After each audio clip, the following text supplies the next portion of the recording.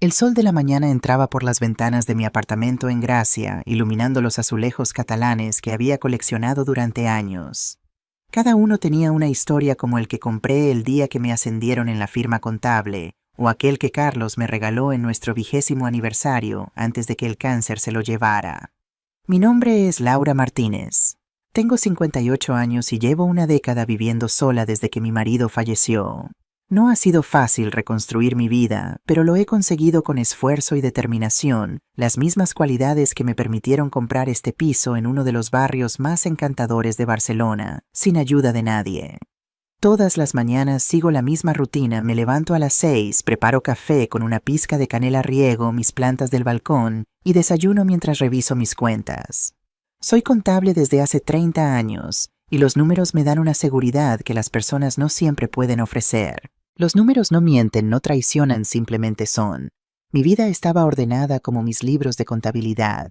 Tenía mi trabajo en un respetable despacho de Lake Sample, mis amigas Carmen e Isabel, con quienes quedaba los jueves para tomar vermut, mis clases de cerámica los sábados, y lo más importante, mi independencia.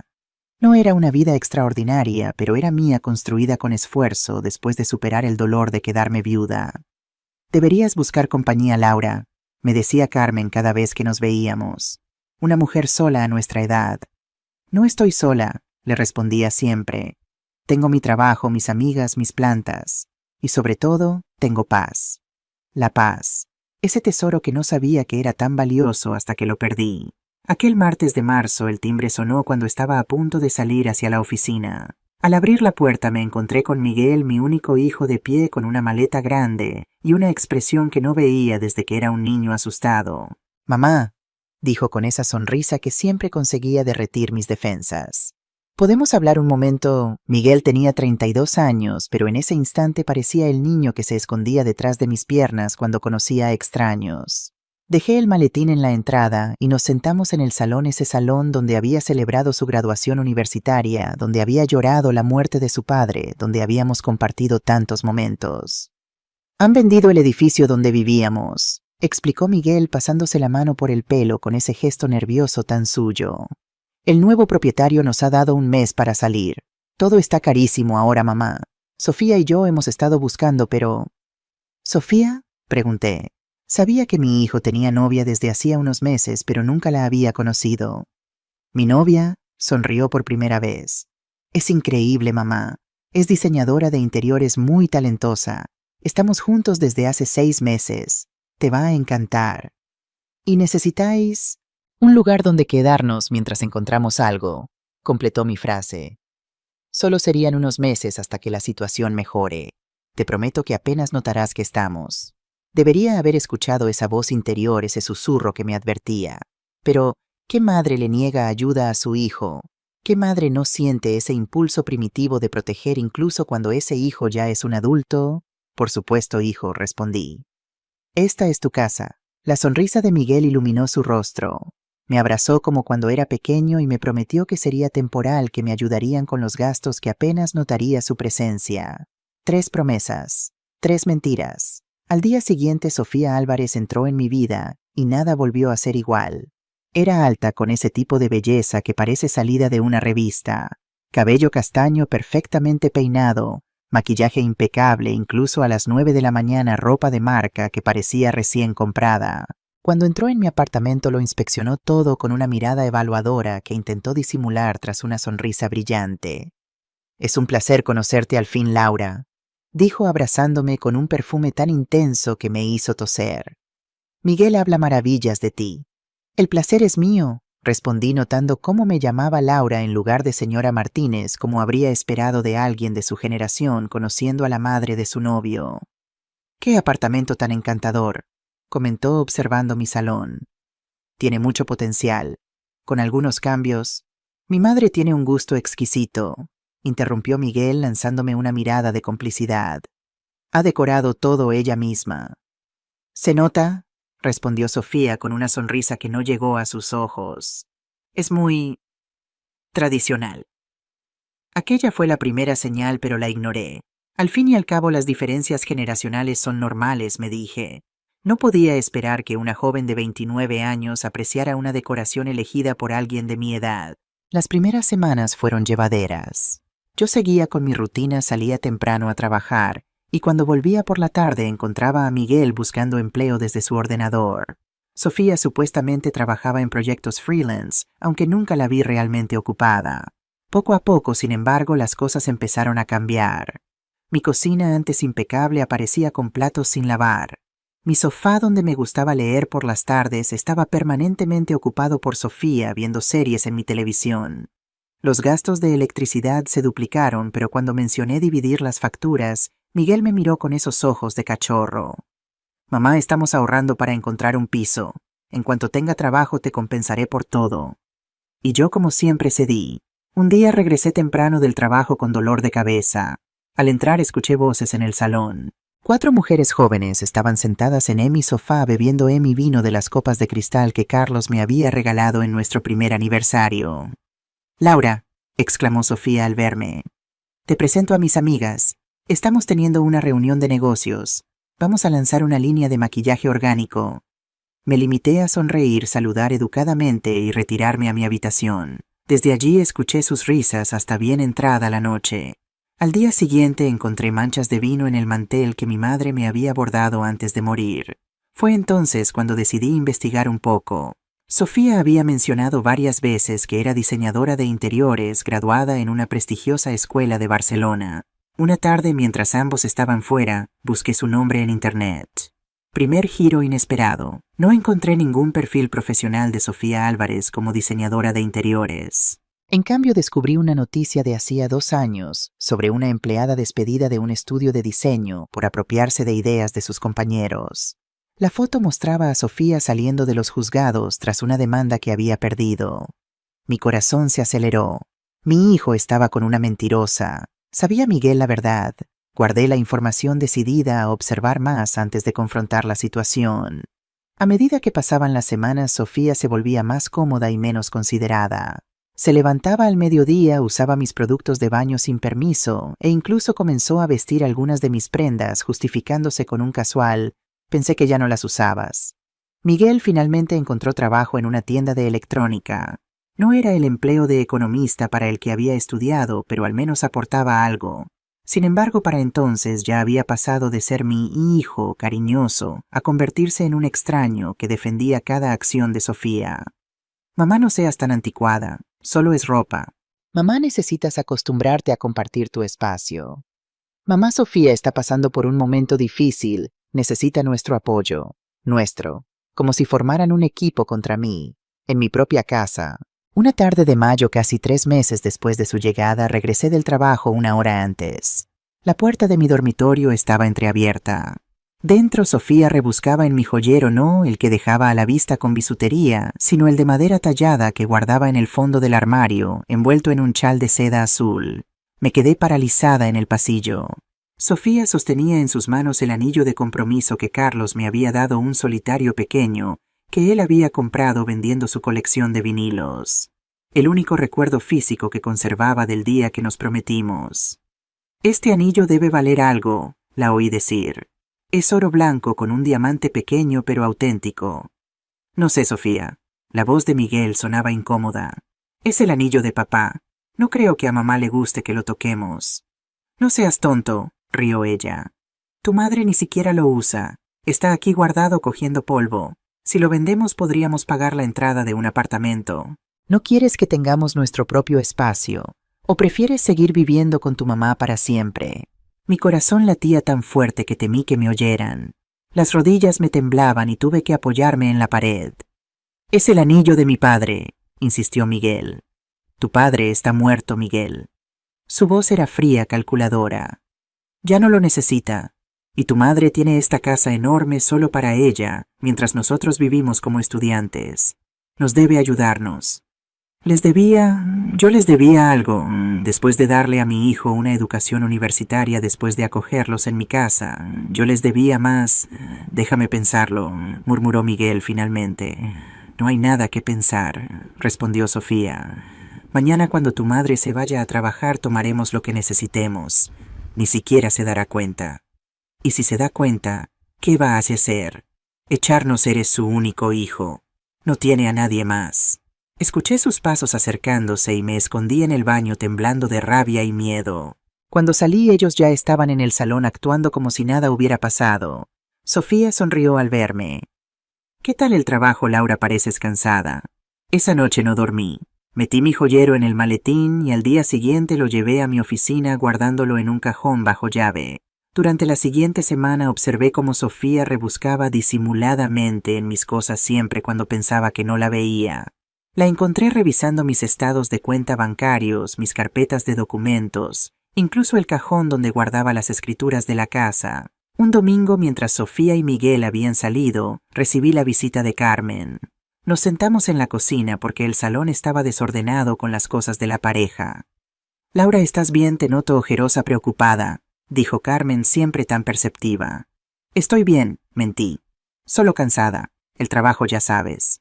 «¿Y cómo va la convivencia con tu nuera?», preguntó bajando la voz aunque estábamos solas. Me derrumbé. Le conté todas las mentiras de Sofía, cómo se apoderaba de mi espacio, la conversación que había escuchado, mis sospechas.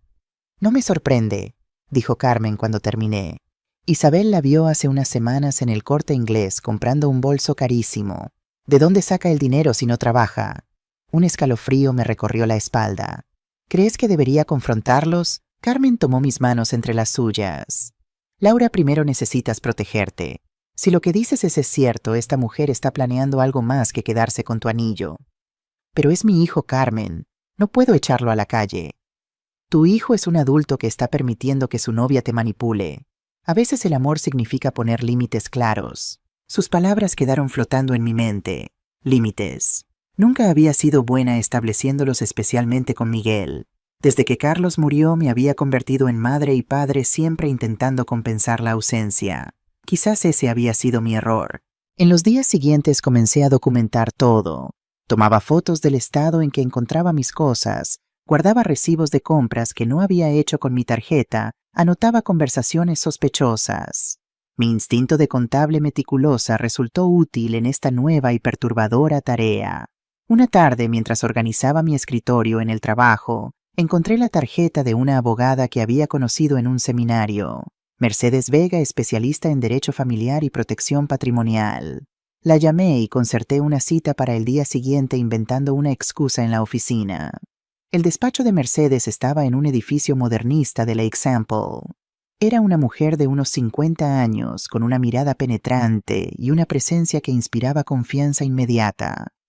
«Señora Martínez», dijo después de escuchar mi historia, «lamentablemente su caso no es único. Veo situaciones similares cada semana. Hijos adultos que ven a sus padres como cajeros automáticos, parejas manipuladoras que buscan aprovecharse. ¿Qué puedo hacer legalmente?», pregunté con la garganta seca. «Mucho», respondió. «Podemos proteger sus bienes, actualizar su testamento, documentar el abuso económico si tiene pruebas. Incluso podríamos iniciar un proceso de desahucio si las cosas empeoran». ¿Desahuciar a mi propio hijo? La idea me provocó náuseas. «Entiendo que suena extremo», dijo Mercedes con empatía. «Pero piense en esto. ¿Qué cree que harán ellos cuando ya no les sea útil? ¿Cree que la cuidarán o que esperarán a que usted ya no esté?» Salí de aquella reunión con un nudo en el estómago, pero con ideas más claras. Mercedes me había aconsejado asegurar mis documentos importantes, cambiar contraseñas bancarias y sobre todo estar alerta. Al llegar a casa aquella noche encontré a Sofía y Miguel discutiendo en la cocina. Me detuve antes de entrar, escuchando involuntariamente. «Necesitamos más dinero», decía Sofía. «No podemos seguir así. Tu trabajo en esa tienda es patético». «Estoy haciendo lo que puedo», respondía Miguel con un tono derrotado que nunca le había escuchado. «Al menos aporto algo». «No es suficiente». La voz de Sofía subió de volumen. «¿Sabes que podríamos resolver todo si tu madre vendiera este piso? Es demasiado grande para ella sola. Podría comprar algo más pequeño y darnos la diferencia. Es lo justo». «No puedo pedirle eso, Sofía. Ya nos está ayudando dejándonos vivir aquí». «¿Ayudando?». Sofía soltó una risa amarga.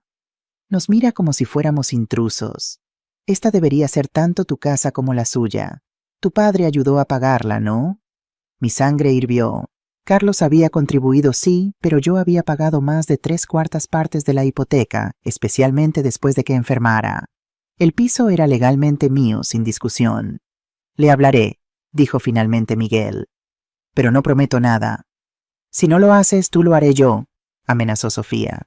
Entré en la cocina como si acabara de llegar, fingiendo no haber escuchado nada. Ambos se sobresaltaron.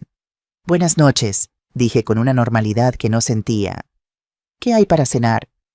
No hemos preparado nada, respondió Sofía recuperando rápidamente la compostura. Pensamos que llegarías más tarde. No importa, puedo cocinar algo. De hecho, mamá, intervino Miguel con esa voz que usaba cuando iba a pedirme algo. Quería hablar contigo de algo importante. Estoy cansada, hijo. ¿Puede esperar a mañana? Claro, dijo intercambiando una mirada con Sofía que no supe interpretar. Esa noche, después de cenar en un silencio tenso, me encerré en mi habitación y lloré por primera vez desde que comenzó esta pesadilla. Lloré por el hijo que había criado con tanto amor y que ahora parecía un extraño manipulado por una mujer ambiciosa. Lloré por Carlos, que no estaba aquí para ayudarme a enfrentar esto.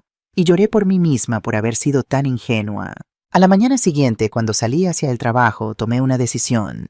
Pasé por el banco y transferí la mayor parte de mis ahorros a una nueva cuenta en otra entidad. Cambié todas mis contraseñas y solicité nuevas tarjetas de crédito. Guardé mis documentos importantes en una caja de seguridad bancaria. Estaba protegiendo lo que había construido con años de trabajo honesto. No era egoísmo, era supervivencia.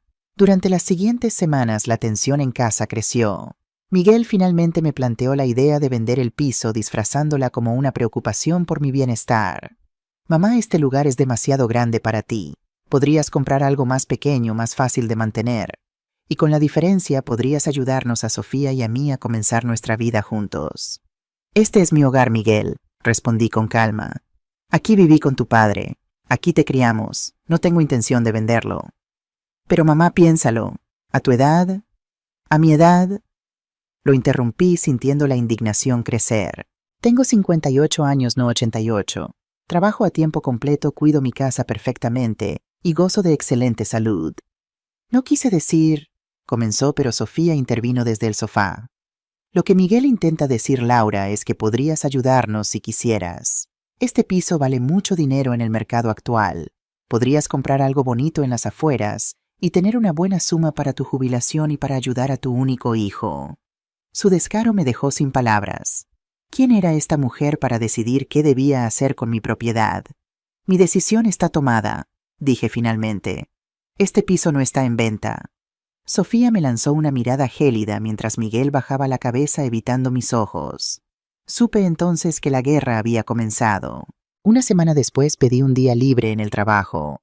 Necesitaba investigar más a fondo. Esperé a que ambos salieran y comencé a revisar meticulosamente la habitación que ocupaban. No me sentía orgullosa de invadir su privacidad, pero necesitaba respuestas. Bajo el colchón encontré recibos de compras de lujo, zapatos de 300 euros. Una cartera de marca ropa que costaba más de lo que Miguel ganaba en una semana. ¿De dónde salía ese dinero? En el cajón de la mesita de noche oculta bajo un montón de revistas, descubrí una pequeña libreta negra. Mi pulso se aceleró al abrirla.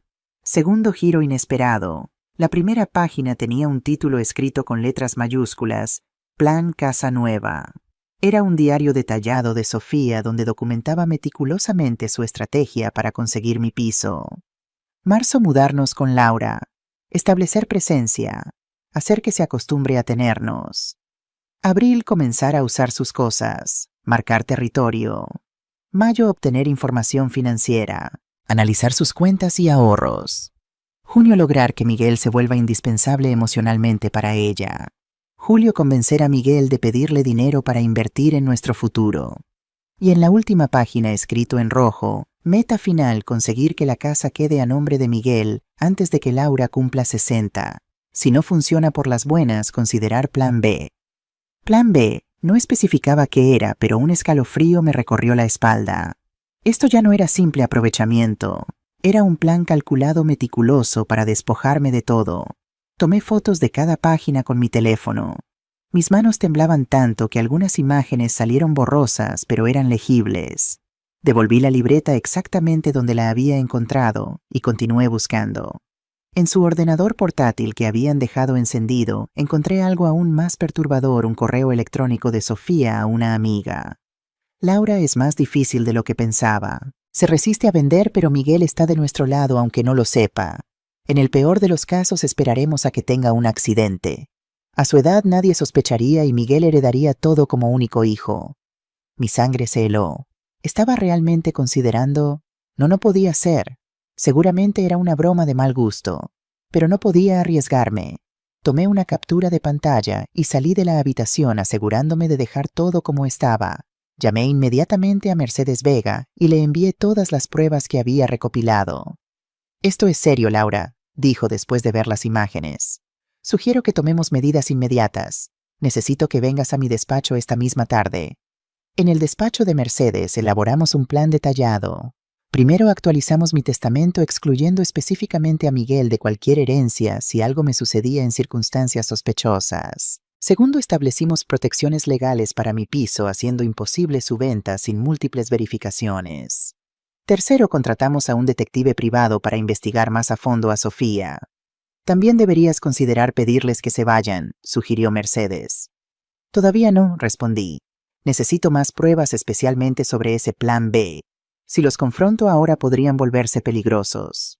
Los siguientes días fueron una pesadilla de tensión. Actuaba con normalidad, sonreía a Sofía, hablaba con Miguel, todo, mientras sabía que estaban conspirando contra mí. Instalé discretamente cámaras de seguridad en las áreas comunes de la casa, con la ayuda de un técnico recomendado por Mercedes. Una semana después, el detective nos proporcionó información reveladora. Sofía Álvarez tenía antecedentes. Había sido denunciada por 2 exparejas por estafa y manipulación financiera. En ambos casos había seguido el mismo patrón: relaciones con hombres vulnerables a los que manipulaba para obtener beneficios económicos. «Tu hijo no es el primero», explicó el detective. «Esta mujer es una depredadora económica profesional». La rabia que sentí fue diferente a cualquier emoción que hubiera experimentado antes. No era solo por mí, sino por Miguel. Mi hijo estaba siendo manipulado por alguien que no sentía nada por él, más allá de lo que podía conseguir a través de él. Decidí confrontarlos esa misma noche con Mercedes presente y todas las pruebas a mano, pero cuando llegué a casa encontré una nota en la cocina. «Mamá Sofía y yo nos vamos unos días a la costa. Necesitamos un descanso. Volveremos el viernes. Te quiere Miguel». Extrañada recorrí la casa. Sus cosas parecían estar allí. ¿Por qué no se habían llevado equipaje para varios días? Entré en su habitación y abrí el armario. La ropa seguía ahí, pero cuando abrí los cajones de la cómoda noté que faltaban cosas. Tenía un presentimiento terrible. Corrí a mi habitación. El joyero que había vuelto a guardar en casa estaba abierto y vacío. Mi colección de relojes antiguos, incluido el Omega de Carlos, había desaparecido. El pánico me invadió mientras revisaba el resto de la casa. La plata de la familia, los cuadros pequeños pero valiosos del comedor, la figurilla de Yadró que mi madre me había dado, todo había desaparecido. Incluso mi ordenador portátil personal ya no estaba. Con manos temblorosas llamé a Mercedes. «Se han llevado cosas de valor», le dije intentando controlar el temblor de mi voz. «Joyas, antigüedades, recuerdos familiares». «Llama a la policía ahora mismo», ordenó. «Esto es un robo, Laura. Con las pruebas que tenemos y tu denuncia podemos actuar legalmente». Mientras esperaba a la policía recibí un mensaje de texto de Miguel. «Perdona que nos lleváramos algunas cosas, mamá. Necesitábamos dinero para el viaje. Te compensaremos cuando volvamos. Te quiero». La policía llegó media hora después. Les mostré las fotos del antes y después, les enseñé las pruebas que había recopilado, incluidas las capturas de pantalla del diario de Sofía. Tomaron declaración y prometieron investigar, pero me advirtieron que al ser mi hijo, quien vivía aquí, sería complicado demostrar que no tenía permiso para tomar las cosas.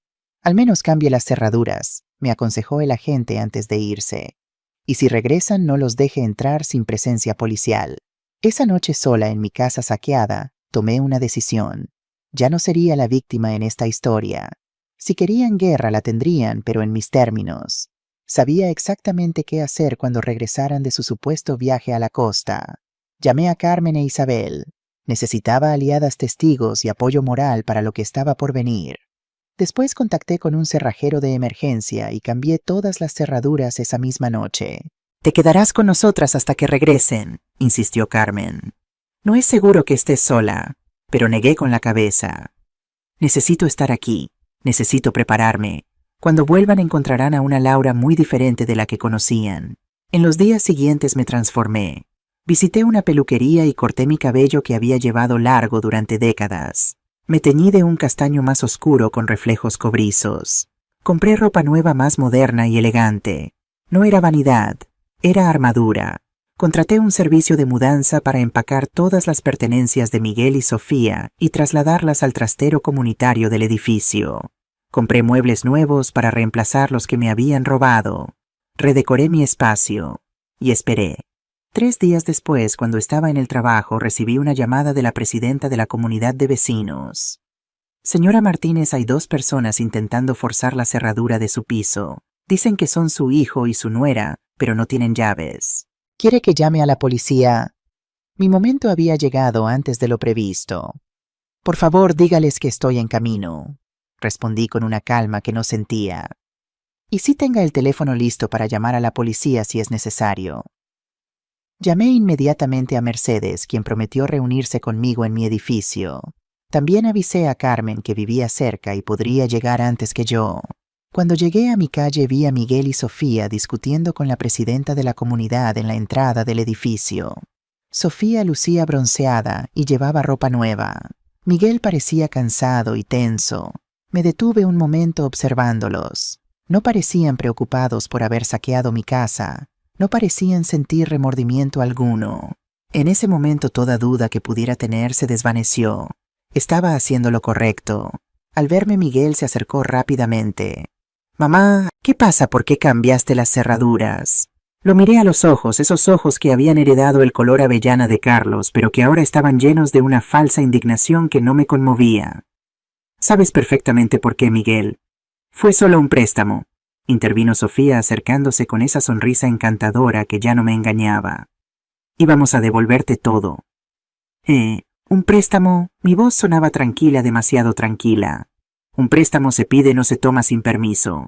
Lo que hicisteis tiene otro nombre: robo. «Mamá», exclamó Miguel, genuinamente sorprendido por mi tono. «Solo tomamos algunas cosas. No es para tanto». «No es para tanto», repetí. «El reloj de tu padre, las joyas de tu abuela, los recuerdos familiares que no tienen precio. ¿No es para tanto?» Vi llegar a Carmen por una esquina y a Mercedes por la otra. Mi equipo de apoyo estaba llegando. Era hora de la verdad. «Esta conversación la tendremos arriba», dije firmemente. «Pero solo yo decido quién entra en mi casa, y algunos de vosotros ya no sois bienvenidos». La expresión de Miguel cambió de sorpresa a preocupación. Por primera vez creo que empezó a entender que algo fundamental había cambiado, que yo había cambiado. «Mamá, no entiendo qué está pasando», dijo con esa voz de niño confundido que tantas veces había ablandado mi corazón. Pero esta vez no funcionaría. Yo ya no era la misma Laura que habían dejado. Era una mujer que había visto la verdad y no volvería a cerrar los ojos. «Vas a entenderlo muy pronto», respondí sacando las llaves nuevas de mi bolso. Muy pronto. Subimos las escaleras en silencio. Miguel y Sofía me seguían intercambiando miradas nerviosas. Carmen y Mercedes venían detrás como una silenciosa guardia de honor. Los vecinos se asomaban discretamente por sus puertas, atraídos por la tensión que flotaba en el aire. Al llegar a mi puerta, introduje la nueva llave en la cerradura. El clic metálico resonó como una declaración de guerra. «¿Quiénes son estas mujeres?», preguntó Sofía con desdén, señalando a Carmen y Mercedes. «Mi mejor amiga y mi abogada», respondí sin mirarla. «¿Abogada?». La voz de Miguel tembló ligeramente. «Mamá, ¿por qué necesitas una abogada?». Abrí la puerta y entré primero. «Mi casa, mis reglas. Pasa y lo entenderás», le dije. Al entrar al salón, ambos se detuvieron en seco. Los muebles habían cambiado. El sofá donde Sofía pasaba horas tumbada había sido reemplazado por uno nuevo de estilo moderno. Las paredes, antes decoradas con fotos familiares, ahora mostraban pinturas abstractas recién adquiridas. «¿Qué has hecho?», murmuró Miguel mirando alrededor como si hubiera entrado en una casa ajena. «He reclamado mi espacio», respondí con calma. «Siéntense, tenemos mucho de qué hablar». Sofía se recuperó rápidamente de la sorpresa y adoptó una actitud desafiante. «¿Dónde están nuestras cosas?». «En el trastero, embaladas y etiquetadas. Tienen 48 horas para recogerlas antes de que sean donadas a Cáritas». «¿Nos estás echando?». La voz de Miguel se quebró. «¿A tu propio hijo?» «Miguel», intervino Mercedes con voz profesional. «Su madre ha sido víctima de un delito grave. Tenemos pruebas documentadas de apropiación indebida de bienes por valor de más de 30.000 euros. ¿Delito de qué habla esta mujer?» Sofía se giró hacia mí con fingida indignación. «Laura, solo tomamos prestadas algunas cosas. Íbamos a devolverlas». «Como esto, supongo». Me dirigí a la mesa del comedor donde había colocado varias carpetas. Abrí la primera y saqué fotografías del joyero vacío de los espacios donde antes estaban los cuadros de los cajones revueltos. Y como esto, abrí otra carpeta con las capturas de pantalla del diario de Sofía. Plan Casa Nueva. Un título bastante revelador, ¿no crees? El color abandonó el rostro de Sofía. Sus ojos se movieron rápidamente de las fotografías a mi rostro calculando su próximo movimiento. Miguel se acercó lentamente a la mesa y tomó una de las imágenes. Era la página donde Sofía detallaba cómo manipularlo para que me convenciera de vender la casa. «¿Qué es esto?», preguntó con voz débil. «El plan detallado de tu novia para quedarse con mi casa y mis ahorros», respondí. «Encontré su diario hace semanas. Lo he documentado todo, incluyendo el correo donde menciona un posible accidente para mí». «¿Un accidente?». Miguel se giró hacia Sofía, quien ahora parecía una estatua pálida. «¿De qué está hablando Sofía?». «Tu madre está loca», espetó Sofía recuperando su compostura. «Ha inventado todo esto porque no soporta que tengas una vida independiente. Siempre ha intentado controlarte». «¿Inventado?», Carmen intervino por primera vez. Sacó su teléfono y reprodujo una grabación. Era la voz de Sofía hablando con alguien. «La vieja es más dura de lo que pensaba. No quiere soltar ni un euro. Pero tengo un plan. Miguel heredará todo cuando ella ya no esté y él hace todo lo que yo digo». La grabación había sido realizada por el detective a quien Carmen había ayudado a contactar con una amiga de Sofía, fingiendo interés en sus negocios. Miguel se dejó caer en una silla, su rostro una máscara de confusión y dolor. «Esto no puede ser verdad», murmuró. «Sofía, dime que no es verdad». Sofía cambió de estrategia instantáneamente. Sus ojos se llenaron de lágrimas, una actuación que yo había visto demasiadas veces. «Miguel, cariño, lo estás malinterpretando todo. Solo quería ayudarnos a tener un futuro mejor. ¿Tu madre tiene tanto y nosotros tan poco? ¿Y por eso robaste el reloj de mi padre?». La voz de Miguel se endureció. «Por eso has estado planeando que mi madre tuviera un accidente». Tercer giro inesperado. Sofía se volvió hacia mí, toda pretensión de inocencia desaparecida. «Tú lo arruinaste todo. Estábamos tan cerca. Él iba a convencerte de vender esta casa, íbamos a tener nuestro dinero y desaparecer. ¿Por qué no pudiste ser como todas esas viejas estúpidas que solo quieren complacer a sus hijos?». El silencio que siguió fue ensordecedor. Miguel la miraba como si viera a una extraña. Carmen y Mercedes intercambiaron miradas de asombro ante la confesión espontánea. «Sofía Álvarez», intervino Mercedes con voz firme, «acaba de admitir intención de fraude en presencia de testigos. Debo informarle que esta conversación está siendo grabada legalmente y podría ser utilizada en su contra en un procedimiento judicial». Sofía palideció dándose cuenta de su error. Luego, con la rapidez de un depredador acorralado, agarró su bolso y se dirigió hacia la puerta. «Me largo de aquí. Quédate con tu madre, Miguel. Obviamente la prefieres a ella y a su dinero». «Sofía, espera». Miguel se levantó para seguirla, pero yo lo detuve con una mano en su brazo. «Antes de que salgas», le dije a Sofía, «debes saber que he presentado una denuncia por robo. La policía tiene las fotos de las joyas sustraídas y está revisando las casas de empeño de la ciudad. También tienen tu historial previo de estafas similares». Sofía se detuvo en seco, girándose lentamente. Su rostro ahora mostraba una mezcla de rabia y miedo. «No puedes probar nada», siseó. «Ya lo he probado», respondí con calma. «Y la denuncia incluye a todos los implicados en el robo». Miguel me miró con horror. «Me has denunciado a mí también. La denuncia es contra los responsables», explicó Mercedes. «Su madre ha especificado que usted podría haber sido manipulado, pero las autoridades determinarán su nivel de complicidad». Sofía soltó una risa amarga. «Perfecto. Tu madre te ha puesto contra las cuerdas, Miguel. Te ha denunciado a la policía. ¿Aún crees que te quiere? Te quiero lo suficiente para no permitir que arruines tu vida», le dije a Miguel. y para asegurarme de que afrontes las consecuencias de tus actos. Miguel parecía un hombre destrozado atrapado entre dos mujeres, entre dos realidades incompatibles. Su rostro reflejaba la dolorosa comprensión de que su mundo estaba colapsando. Sofía aprovechó el momento de debilidad. Vámonos, Miguel. Ahora, tu madre ha elegido su bando. Para mi sorpresa y alivio, Miguel negó con la cabeza. No puedo irme así, Sofía. Necesito entender qué ha pasado realmente.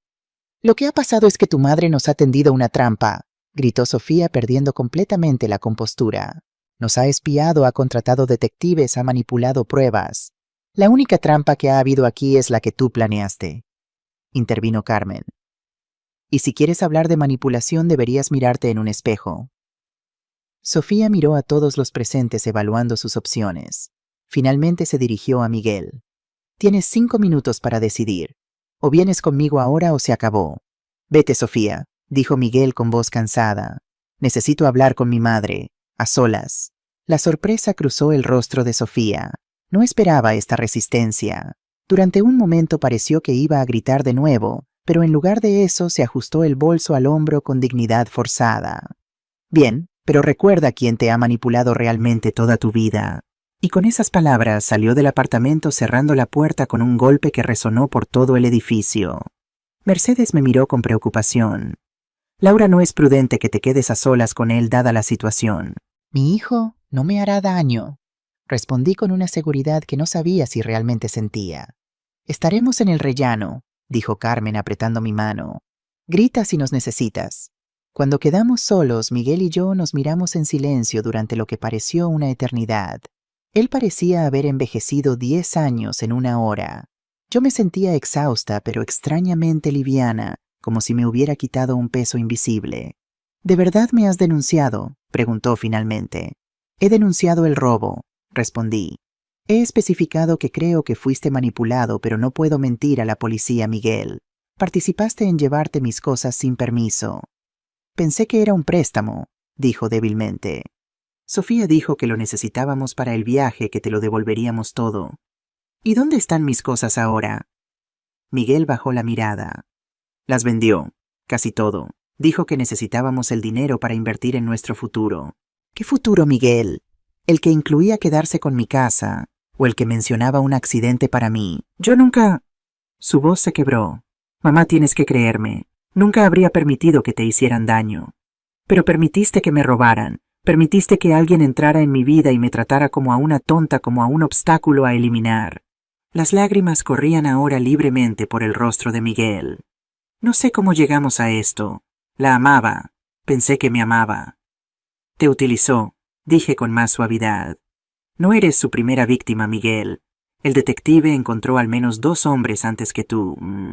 Detective T. Se pasó la mano por el pelo, un gesto tan familiar que me recordó al niño que una vez fue. Has ido muy lejos con esto. Tuve que hacerlo. Estaba protegiendo lo que es mío, incluido tú. Miguel se levantó y caminó hasta la ventana mirando la calle donde Sofía probablemente ya había desaparecido. ¿Qué pasará ahora? Eso depende en parte de ti, respondí. Puedes cooperar con la policía, devolver lo que puedas de mis pertenencias, ayudar a encontrar lo que Sofía vendió. O puedes irte con ella y afrontar las consecuencias legales completas. Ella ya no me querrá, dijo con una risa amarga. No sin la promesa de tu dinero. Probablemente no. Coincidí. La pregunta es, ¿qué quieres tú, Miguel? Se giró para mirarme y por primera vez vi verdadera vergüenza en sus ojos. Quiero arreglarlo, mamá. No sé cómo, pero quiero arreglarlo. Entonces comienza por decir la verdad. A mí, a la policía y sobre todo a ti mismo. Miguel asintió lentamente. Lo haré, pero necesito tiempo y necesito un lugar donde quedarme. Aquí estaba, el momento que había anticipado y temido. Mi hijo pidiendo quedarse después de todo lo ocurrido. La vieja Laura habría cedido inmediatamente. La nueva Laura tenía otros planes. No puedes quedarte aquí, Miguel. Su rostro mostró sorpresa y dolor. Pero mamá, acabo de decir que quiero arreglarlo. Y te creo. Pero arreglarlo significa afrontar consecuencias. Significa reconstruir la confianza paso a paso. Significa respetar mis límites. ¿Dónde se supone que voy a ir? Tienes amigos, tienes tu trabajo, eres un adulto, Miguel. Encontrarás un sitio. ¿Me estás echando a la calle? Su voz subió de tono, la incredulidad mezclándose con el pánico. Te estoy dando la oportunidad de demostrar que realmente quieres cambiar, respondí firmemente. Empezando por respetar mi decisión. Miguel me miró como si no me reconociera. Quizás era cierto. La mujer que tenía delante no era la madre complaciente que siempre había conocido. Está bien, dijo finalmente derrotado. Me iré, pero necesito recoger mis cosas. Como dije, están en el trastero. Te daré la llave. Tienes 2 días. Llamé a Carmen y Mercedes, que entraron rápidamente. Les expliqué brevemente la situación mientras Miguel permanecía en silencio con la cabeza gacha. Te acompañaré al trastero, dijo Carmen a Miguel con tono firme pero amable. Antes de irse, Miguel se detuvo en la puerta y se giró hacia mí. Mamá, lo siento. De verdad. No sabía.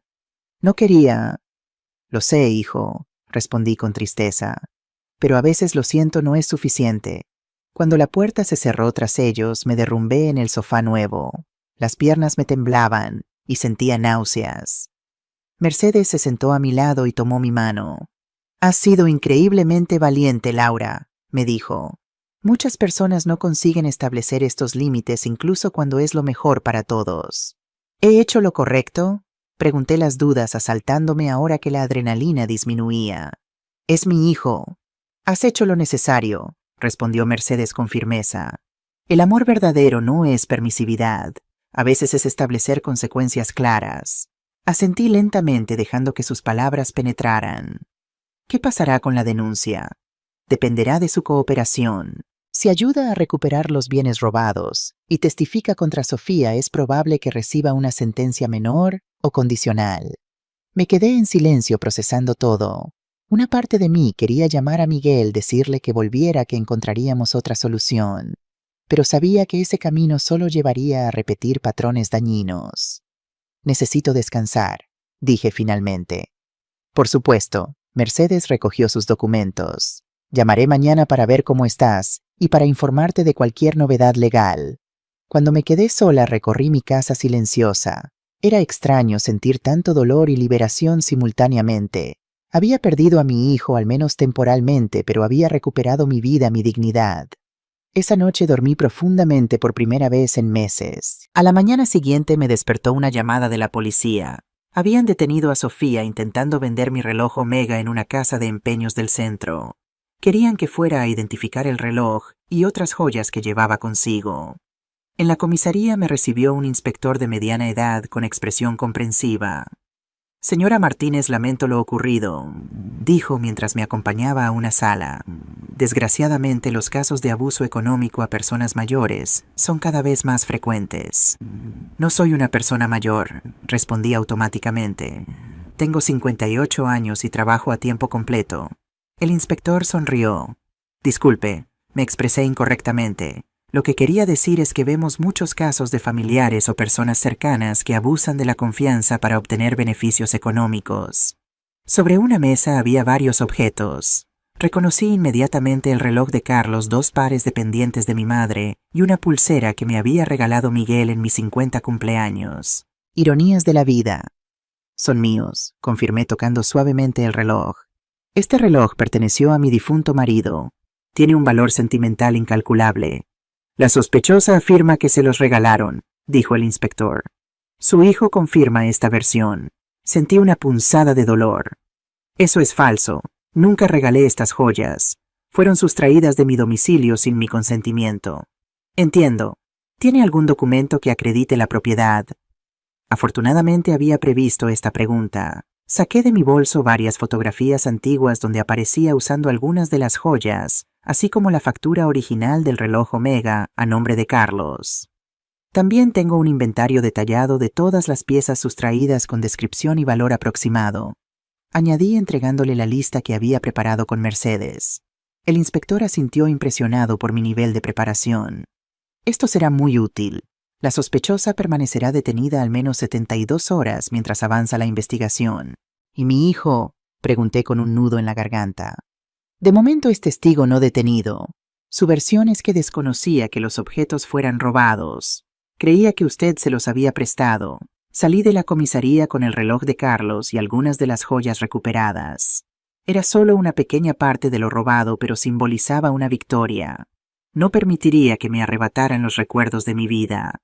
De camino a casa recibí un mensaje de Miguel. «Mamá, necesito hablar contigo urgentemente. Es sobre Sofía». Le respondí concisamente: «Estaré en casa toda la tarde». Al llegar encontré a Carmen esperándome. Había insistido en quedarse conmigo unos días, preocupada por mi seguridad emocional más que física. «¿Cómo ha ido?», preguntó abrazándome. Le mostré el reloj y las joyas recuperadas. «Es un comienzo. El resto probablemente ya está vendido». «Miguel ha llamado 3 veces mientras estabas fuera», me informó Carmen. «Parece desesperado». «Viene esta tarde», respondí quitándome el abrigo. «¿Quiere hablar sobre Sofía?». Carmen frunció el ceño. «¿Crees que intenta reconciliarse con ella?». «No lo sé, pero necesito escucharlo». Miguel llegó a las 5 con aspecto demacrado. Las ojeras bajo sus ojos sugerían que no había dormido y llevaba la misma ropa del día anterior. «Gracias por recibirme», dijo humildemente al entrar. Nos sentamos en el salón, Carmen discretamente retirada en la cocina, pero lo suficientemente cerca para intervenir si era necesario. «¿De qué querías hablar?», pregunté directamente. «Han detenido a Sofía», comenzó. «Lo sé. He estado en comisaría identificando mis pertenencias». Miguel asintió avergonzado. «Me han interrogado como testigo. Les he dicho la verdad, que no sabía que las joyas eran robadas. Sofía me dijo que te habíamos pedido prestadas esas cosas». «Nunca me pedisteis nada prestado», respondí fríamente. Lo sé», se apresuró a decir. «Ahora lo entiendo. Sofía me mintió sobre todo. Me hizo creer. Me manipuló». «¿Qué quieres, Miguel?», interrumpí su discurso. Ya había escuchado suficientes excusas. Respiró hondo. «Quiero ayudar a recuperar tus cosas. Sofía me confesó dónde vendió la mayoría de las joyas. Son 3 casas de empeño diferentes y un comprador privado. Tengo las direcciones». Me entregó un papel con varias direcciones anotadas. «También tengo esto». Sacó de su bolsillo un pequeño objeto envuelto en un pañuelo. Al desenvolverlo vi mi anillo de compromiso, el que Carlos me había dado, el mismo que Sofía había querido vender meses atrás. «Lo escondí cuando supe que Sofía planeaba venderlo», explicó. «Sabía lo importante que era para ti. Es lo único que pude salvar». El gesto me conmovió más de lo que esperaba. Un pequeño acto de rebelión contra la influencia de Sofía, una chispa del hijo que conocía aún presente bajo capas de manipulación. «Gracias», dije simplemente tomando el anillo con manos temblorosas. «Hay algo más que debes saber», continuó Miguel. «Sofía tiene un historial. No soy el primero al que ha estafado. Hay otros 2 hombres antes que yo. Sus familias están dispuestas a testificar». «¿Cómo has descubierto eso?». «La policía me lo contó. Aparentemente uno de ellos presentó una denuncia hace 2 años, pero no prosperó por falta de pruebas». Me quedé en silencio absorbiendo la información. El detective privado había mencionado casos similares, pero escucharlo de Miguel confirmaba que finalmente estaba viendo la verdad. Cuarto giro inesperado. «Y hay algo más», añadió Miguel con voz quebrada. «Sofía está embarazada». La noticia me golpeó como un martillo. «¿Embarazada? ¿Estás seguro?». «Eso dice ella. Me lo confesó anoche cuando la llamé en comisaría. Dice que tiene 2 meses». Mi mente comenzó a calcular rápidamente las implicaciones. Un nieto, mi nieto. Pero también el hijo de una estafadora, posiblemente concebido como parte del plan para asegurar una conexión permanente con nuestra familia y nuestros recursos. «¿Le crees?», pregunté cautelosamente. Miguel se pasó la mano por el pelo, ese gesto nervioso tan característico. «No lo sé. Ha mentido sobre todo lo demás. Pero si es verdad...». «Si es verdad, cambia las circunstancias, pero no los hechos», dije firmemente. «Un bebé no borra lo que hizo, y no garantiza que vaya a ser una buena madre». «Lo sé», respondió, «pero necesito saberlo con certeza. Le he dicho que exigiré una prueba de paternidad en cuanto sea posible». Me sentí orgullosa de esa pequeña muestra de fortaleza. Quizás había esperanza para mi hijo, después de todo. «¿Qué piensas hacer ahora?», pregunté. «No lo sé», admitió. «Me estoy quedando con un amigo temporalmente. Estoy cooperando con la policía, intentando procesar todo esto». Algo en su expresión derrotada tocó mi corazón de madre.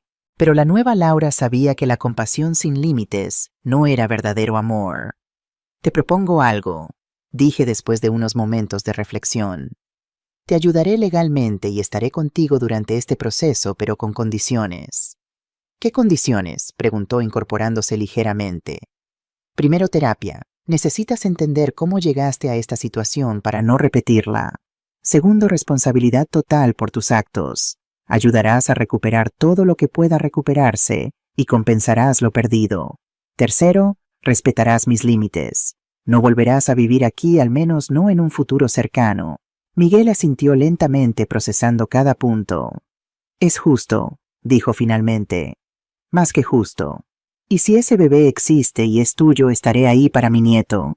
Pero no confundiré eso con perdonar a Sofía. Entiendo, respondió, y por primera vez vi un destello de madurez en sus ojos. Gracias, mamá. No merezco tu ayuda después de todo lo que ha pasado. No se trata de merecer, Miguel. Se trata de elegir. Yo elijo ayudarte a ser mejor, no a seguir como estabas.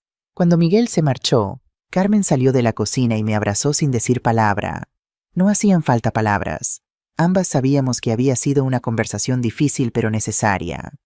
¿Crees que ese embarazo es real?, preguntó finalmente. No lo sé, respondí sinceramente. Pero si lo es, Sofía acaba de añadir otra capa de complejidad a todo esto. ¿Qué harás? Exactamente lo que dije. Mantener mis límites mientras apoyo a Miguel en su proceso. Y si hay un bebé, ser una abuela sin permitir que Sofía me manipule a través de él. Carmen sonrió. La antigua Laura habría cedido inmediatamente. Habría perdonado todo y abierto nuevamente las puertas de su casa. La antigua Laura ya no existe, respondí sorprendiéndome con mi propia firmeza. Murió el día que descubrí que estaban planeando quitarme todo lo que he construido. Esa noche, mientras observaba mi anillo de compromiso recuperado, reflexioné sobre cómo una crisis puede revelarnos verdades sobre nosotros mismos que nunca habríamos descubierto en tiempos tranquilos. La traición de Miguel me había dolido profundamente, pero también me había liberado de patrones de comportamiento autodestructivos que había mantenido durante décadas. El teléfono sonó interrumpiendo mis pensamientos. Era Mercedes con noticias importantes. La policía ha encontrado más pruebas en el teléfono de Sofía, me informó. Conversaciones donde habla explícitamente de su plan para quedarse con tu casa. Incluso menciona que consideró drogar tu comida para que parecieras mentalmente incompetente.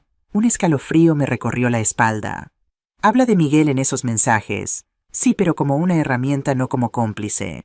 Lo describe como manipulable y desesperado por complacerla. Esto refuerza nuestra posición de que tu hijo fue otra víctima, aunque con cierta responsabilidad. ¿Qué pasará ahora con Sofía? Se enfrenta a cargos serios: robo, intento de estafa y posiblemente conspiración. Con los antecedentes y las nuevas pruebas es probable que reciba una condena de prisión, aunque sea corta. Después de colgar, me senté en la oscuridad de mi salón intentando asimilar todo. Sofía había estado dispuesta a destruir mi vida, a manipular a mi hijo y potencialmente a poner en peligro mi salud, todo por codicia. Era aterrador pensar cuán cerca había estado de conseguirlo. A la mañana siguiente decidí tomar el control total de la situación. Llamé a Mercedes para organizar una estrategia legal completa. Luego contacté con un cerrajero para reforzar todas las cerraduras y con una empresa de seguridad para instalar un sistema de alarma moderno. Pareces una mujer en misión, comentó Carmen mientras desayunábamos. Lo soy, respondí. Ya no estoy reaccionando a lo que me hacen. Estoy decidiendo lo que ocurrirá a continuación. Mi siguiente paso fue visitar las casas de empeño que Miguel había identificado. En la primera conseguí recuperar una cadena de oro que había pertenecido a mi madre. En la segunda encontré uno de mis cuadros, una pequeña acuarela de valor más sentimental que económico. El dueño, al escuchar mi historia y ver las pruebas, accedió a devolvérmelo por el precio que había pagado, muy inferior a su valor real. El comprador privado resultó más difícil. Era un coleccionista que había adquirido las figuras de Lladró y varias piezas de plata. Cuando le expliqué la situación, se mostró comprensivo pero firme. Señora, entiendo su situación, pero he pagado por estos objetos. No puedo simplemente devolverlos. Fueron robados, insistí. Tengo pruebas, una denuncia policial y testigos. Eso es un asunto entre usted y quien me los vendió. Yo los compré de buena fe. Mercedes había anticipado esta respuesta y me había preparado. La ley establece que la compra de objetos robados, incluso de buena fe, no otorga propiedad legal. Puedo iniciar acciones legales para recuperarlos. El coleccionista me estudió durante un momento, evaluando mi determinación. ¿Qué sugiere entonces? Le reembolsaré el precio que pagó con comprobante de pago. A cambio, usted me devuelve mis pertenencias y proporciona una declaración identificando a Sofía como vendedora. Todos ganamos. Finalmente accedió. No recuperé todo, pero conseguí las piezas más valiosas sentimentalmente. El resto tendría que reclamarlo a través del proceso legal, buscando compensación económica más que la devolución física. De vuelta en casa, recibí una llamada inesperada de la madre de Sofía, Dolores Álvarez. Quería hablar conmigo urgentemente. Acordamos encontrarnos en una cafetería neutral. Dolores resultó ser una mujer de unos 60 años, con el mismo tipo de belleza que su hija, pero marcada por el tiempo, y lo que parecía ser una vida difícil. Gracias por verme, comenzó nerviosamente. Sé que debe odiarme considerando lo que Sofía les ha hecho. No la odio, respondí sinceramente. Usted no es responsable de las acciones de su hija adulta. Dolores me miró con lo que parecía ser gratitud. Ha hablado conmigo desde comisaría. Afirma que todo es un malentendido, que su hijo le dio permiso para vender esas cosas. Sabemos que eso no es cierto, interrumpí suavemente. Tenemos pruebas. Ella asintió derrotada. Lo sé. En el fondo siempre lo he sabido. Sofía ha sido problemática desde joven, manipuladora obsesionada con el dinero y el estatus. ¿Por qué quería verme? Dolores extrajo un sobre de su bolso. Encontré esto en su habitación cuando la policía registró nuestra casa. Pensé que debería verlo. Dentro del sobre había fotografías de mi casa tomadas aparentemente sin mi conocimiento. Había imágenes detalladas de mis joyas, mis cuadros, incluso de documentos financieros. En algunas fotos aparecía yo dormida en el sofá o trabajando en mi estudio, completamente inconsciente de estar siendo fotografiada. Esto es perturbador, murmuré sintiendo náuseas. Hay más, dijo Dolores extrayendo otro papel. Esta es una lista de sustancias que había investigado. Cosas que podían causar confusión o pérdida de memoria en personas mayores. El escalofrío que sentí fue profundo y visceral. Sofía realmente había considerado drogarme. No era una exageración ni una amenaza vacía. ¿Por qué me muestra esto?, pregunté recuperando la compostura. Porque necesito que entienda con quién está tratando, respondió Dolores con voz tensa. Mi hija no es simplemente una joven codiciosa, es peligrosa. Y si está embarazada, como dice, temo por ese niño. ¿Cree que miente sobre el embarazo? No lo sé, admitió. Sofía ha fingido embarazos antes para manipular a hombres. Pero si es verdad, esta vez necesitará supervisión. No es estable. Procesé esta nueva información en silencio. La madre de Sofía esencialmente me estaba advirtiendo que su propia hija representaba un peligro real. ¿Qué sugiere que haga? Protéjase legalmente. No baje la guardia. Y si ese bebé existe y es de su hijo, considere buscar la custodia. Sus palabras me sorprendieron. Me está sugiriendo que busque la custodia de mi posible nieto sobre su propia hija. Dolores me miró con ojos cansados. He intentado ayudar a Sofía toda mi vida. He perdonado, justificado, negado. Y solo ha empeorado. A veces el amor significa reconocer que alguien no está capacitado para ciertas responsabilidades. Me quedé pensativa. Testificaría sobre esto si fuera necesario. Lo haré, respondió con firmeza. Ya es hora de que alguien detenga a Sofía antes de que cause un daño irreparable. Me despedí de Dolores con una nueva perspectiva. El problema era más grave y complejo de lo que había imaginado. No solo debía proteger mi patrimonio y mi seguridad, sino posiblemente también la de un niño aún no nacido. De vuelta en casa compartí esta información con Mercedes, quien inmediatamente comenzó a preparar un expediente legal más completo. Con esto y las pruebas que ya teníamos podemos solicitar medidas de protección, explicó. No solo para ti, sino preventivas en caso de que el embarazo sea real. También compartí las noticias con Miguel, quien apareció en mi puerta esa misma tarde, devastado por esta nueva revelación. No puedo creer hasta dónde estaba dispuesta a llegar, dijo hojeando las inquietantes fotografías. Podría haberte hecho daño real, mamá, y yo estaba tan ciego que no vi nada. El amor puede cegarnos, respondí, especialmente cuando alguien sabe exactamente qué botones pulsar. La policía dice que Sofía tiene un historial de manipulación desde la adolescencia, continuó Miguel. Fue expulsada de 2 escuelas por extorsionar a compañeros. Estuvo en terapia obligatoria, pero aparentemente solo aprendió a ocultar mejor su comportamiento. Esta información encajaba con lo que Dolores me había contado. Sofía no era simplemente una oportunista. Tenía un patrón establecido de comportamiento depredador. Quinto giro inesperado. Han confirmado que Sofía no está embarazada, añadió Miguel con una mezcla de alivio y tristeza. Le hicieron pruebas médicas en comisaría por un malestar que tuvo. Era otra mentira. Sentí un alivio inmediato seguido por una ola de compasión hacia mi hijo. Para él esta revelación era otra traición más, otra prueba de hasta qué punto había sido manipulado. Lo siento, Miguel, dije sinceramente. Él asintió con los ojos brillantes de lágrimas contenidas. Una parte de mí está aliviada, la idea de traer un niño a esta situación, pero otra parte había empezado a hacerse ilusiones. Un bebé, una familia. Tendrás esa oportunidad, le aseguré, con alguien que te ame de verdad. ¿Cómo voy a confiar en alguien después de esto, mamá? ¿Cómo voy a saber que no está conmigo por interés? Aprenderás, respondí, con tiempo, terapia y autoconocimiento. Pero primero necesitas aprender a valorarte a ti mismo. Miguel se quedó un rato más ayudándome a ordenar las pruebas para el caso. Antes de irse me miró con una expresión que mezclaba vergüenza y determinación. Te prometo que compensaré cada cosa que se llevó, dijo.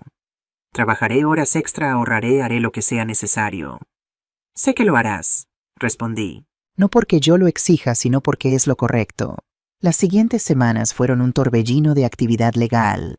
Sofía fue formalmente acusada de múltiples cargos, incluyendo robo, fraude y falsificación de documentos. También se descubrió que había intentado acceder a mis cuentas bancarias, utilizando información personal obtenida mientras vivía en mi casa. Mercedes trabajó incansablemente coordinándose con la fiscalía y asegurándose de que se presentaran todas las pruebas. Miguel cooperó plenamente proporcionando testimonio detallado sobre cómo Sofía había planeado y ejecutado el robo. Yo, mientras tanto, me centré en reconstruir mi vida. Reorganicé mi casa, compré nuevos muebles para reemplazar los que no pude recuperar y cambié completamente la decoración de algunas habitaciones para borrar los recuerdos de su presencia. Una tarde recibí una llamada inesperada de mi jefe Javier Moreno. «Laura, ¿cómo estás llevando todo este asunto?», preguntó con genuina preocupación. Le había informado brevemente sobre la situación, explicando que necesitaría algunos días libres para trámites legales. No había entrado en detalles, pero aparentemente las noticias habían circulado. «Estoy bien, Javier. Sorprendentemente bien considerando las circunstancias. Me alegra oírlo. Te llamo porque ha surgido una oportunidad que podría interesarte. Estamos reorganizando el departamento y necesitamos un nuevo director financiero. Pensé en ti. La oferta me tomó por sorpresa. Era un ascenso significativo con mayor responsabilidad y, por supuesto, mejor salario». «John, ¿estás seguro?» «Completamente», respondió Javier con firmeza.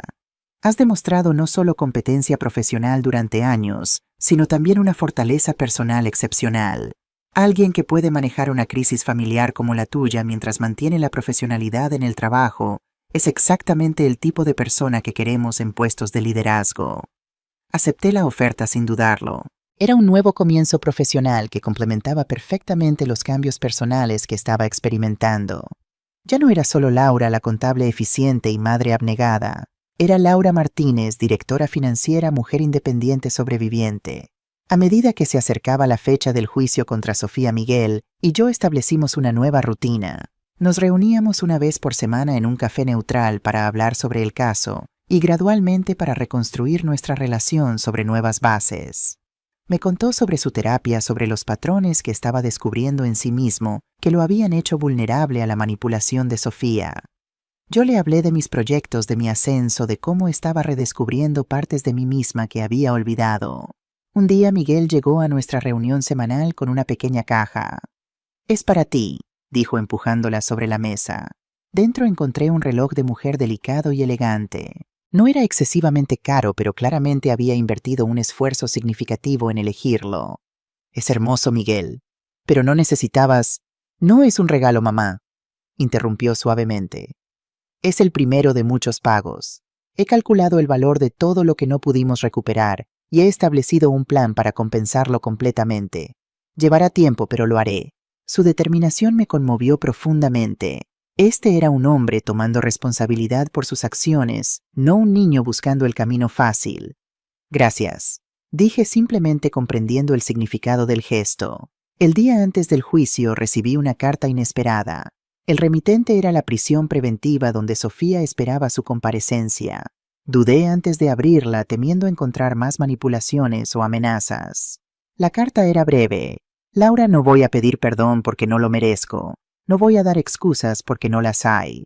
Solo quiero que sepas que todo lo que hice fue calculado y deliberado. Nunca fue personal contra ti. Era simplemente un objetivo conveniente. Miguel nunca supo la verdad completa. Lo utilicé como utilizo a todos. No le culpes demasiado por ser manipulable. La mayoría de las personas lo son cuando les muestras lo que quieren ver. Sé que me enfrentaré a las consecuencias.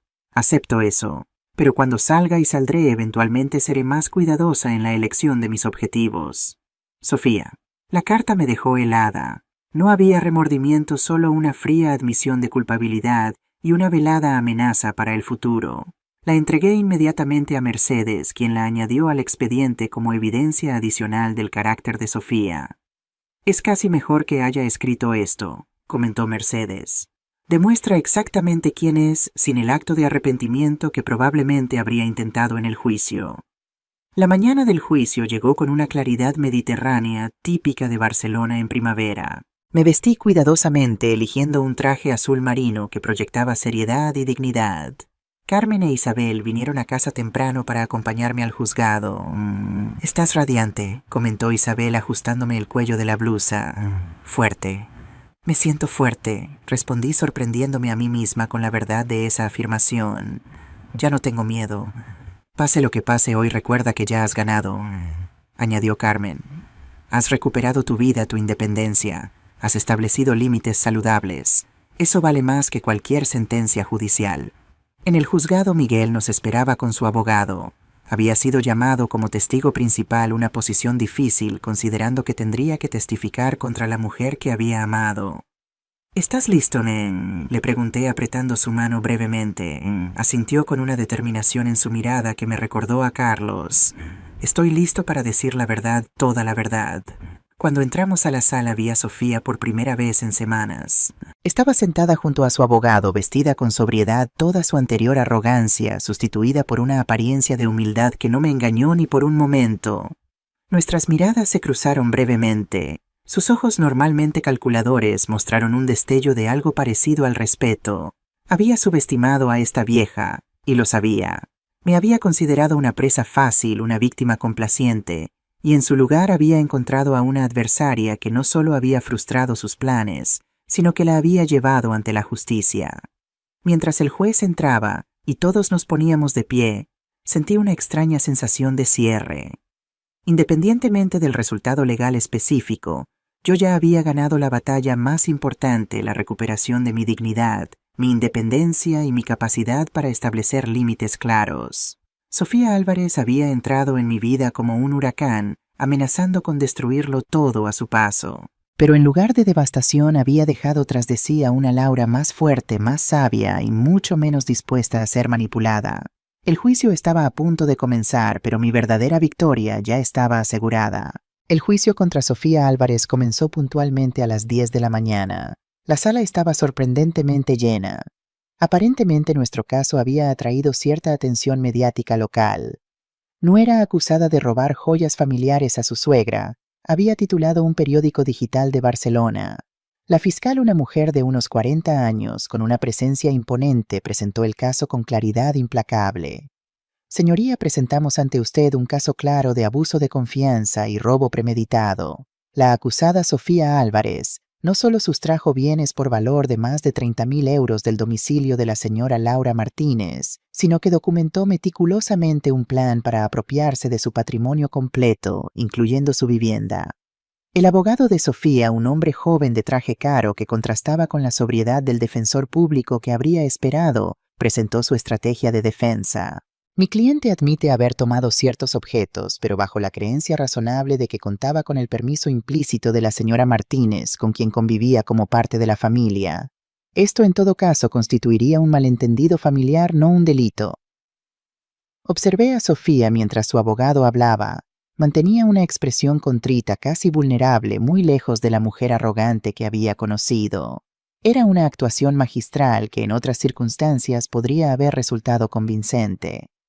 Los testigos comenzaron a desfilar. Yo declaré primero relatando metódicamente cómo Miguel y Sofía se habían instalado en mi casa, el gradual cambio en el comportamiento, el descubrimiento del diario, plan Casa Nueva, las conversaciones que había escuchado y finalmente el robo de mis pertenencias. El abogado de Sofía intentó desacreditarme durante el contrainterrogatorio. Señora Martínez, ¿no es cierto que usted nunca expresó claramente qué objetos podían o no usar su hijo y su pareja? Expresé claramente que mis joyas, especialmente las heredadas de mi familia y las regaladas por mi difunto esposo, eran objetos personales que no debían tocarse. Respondí con calma. ¿Y tiene alguna prueba de haber comunicado esto específicamente? Tengo testigos que pueden corroborar conversaciones donde expresé mi preocupación por mis joyas, tras notar que alguien las había estado manipulando sin mi permiso. El abogado cambió de estrategia. Señora Martínez, ¿no es cierto que usted nunca aceptó realmente la relación de su hijo con mi cliente, que desde el principio mostró hostilidad hacia ella? Mantuve la compostura. Recibí a Sofía en mi casa, le proporcioné alojamiento, comida y comodidades, sin pedir nada a cambio durante meses. No considero que eso pueda interpretarse como hostilidad. Miguel fue el siguiente en declarar.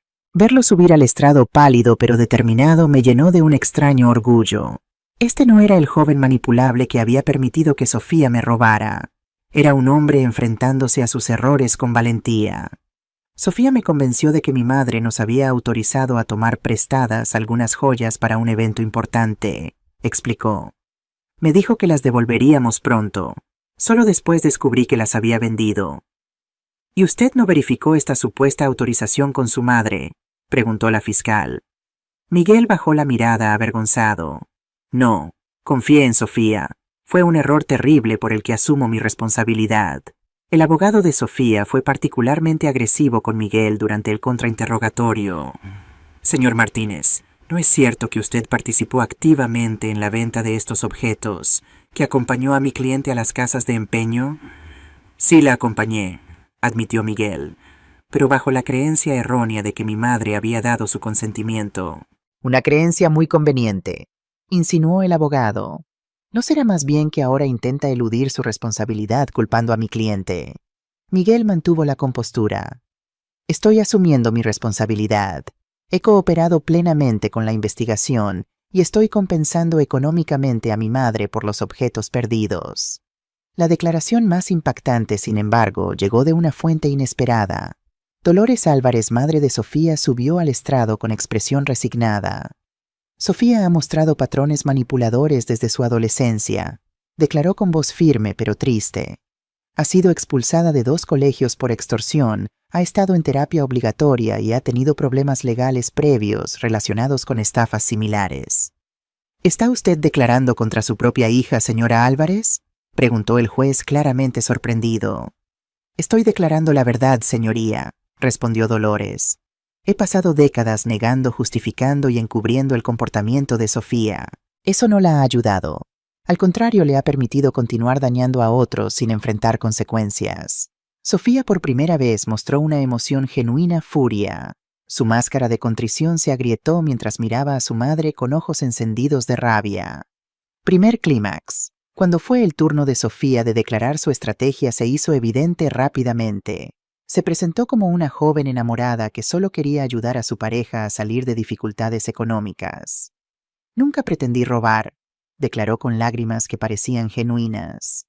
Miguel me dijo que su madre estaría dispuesta a ayudarnos, que esas joyas antiguas apenas las usaba y que no le importaría que las vendiéramos temporalmente para solventar nuestra situación.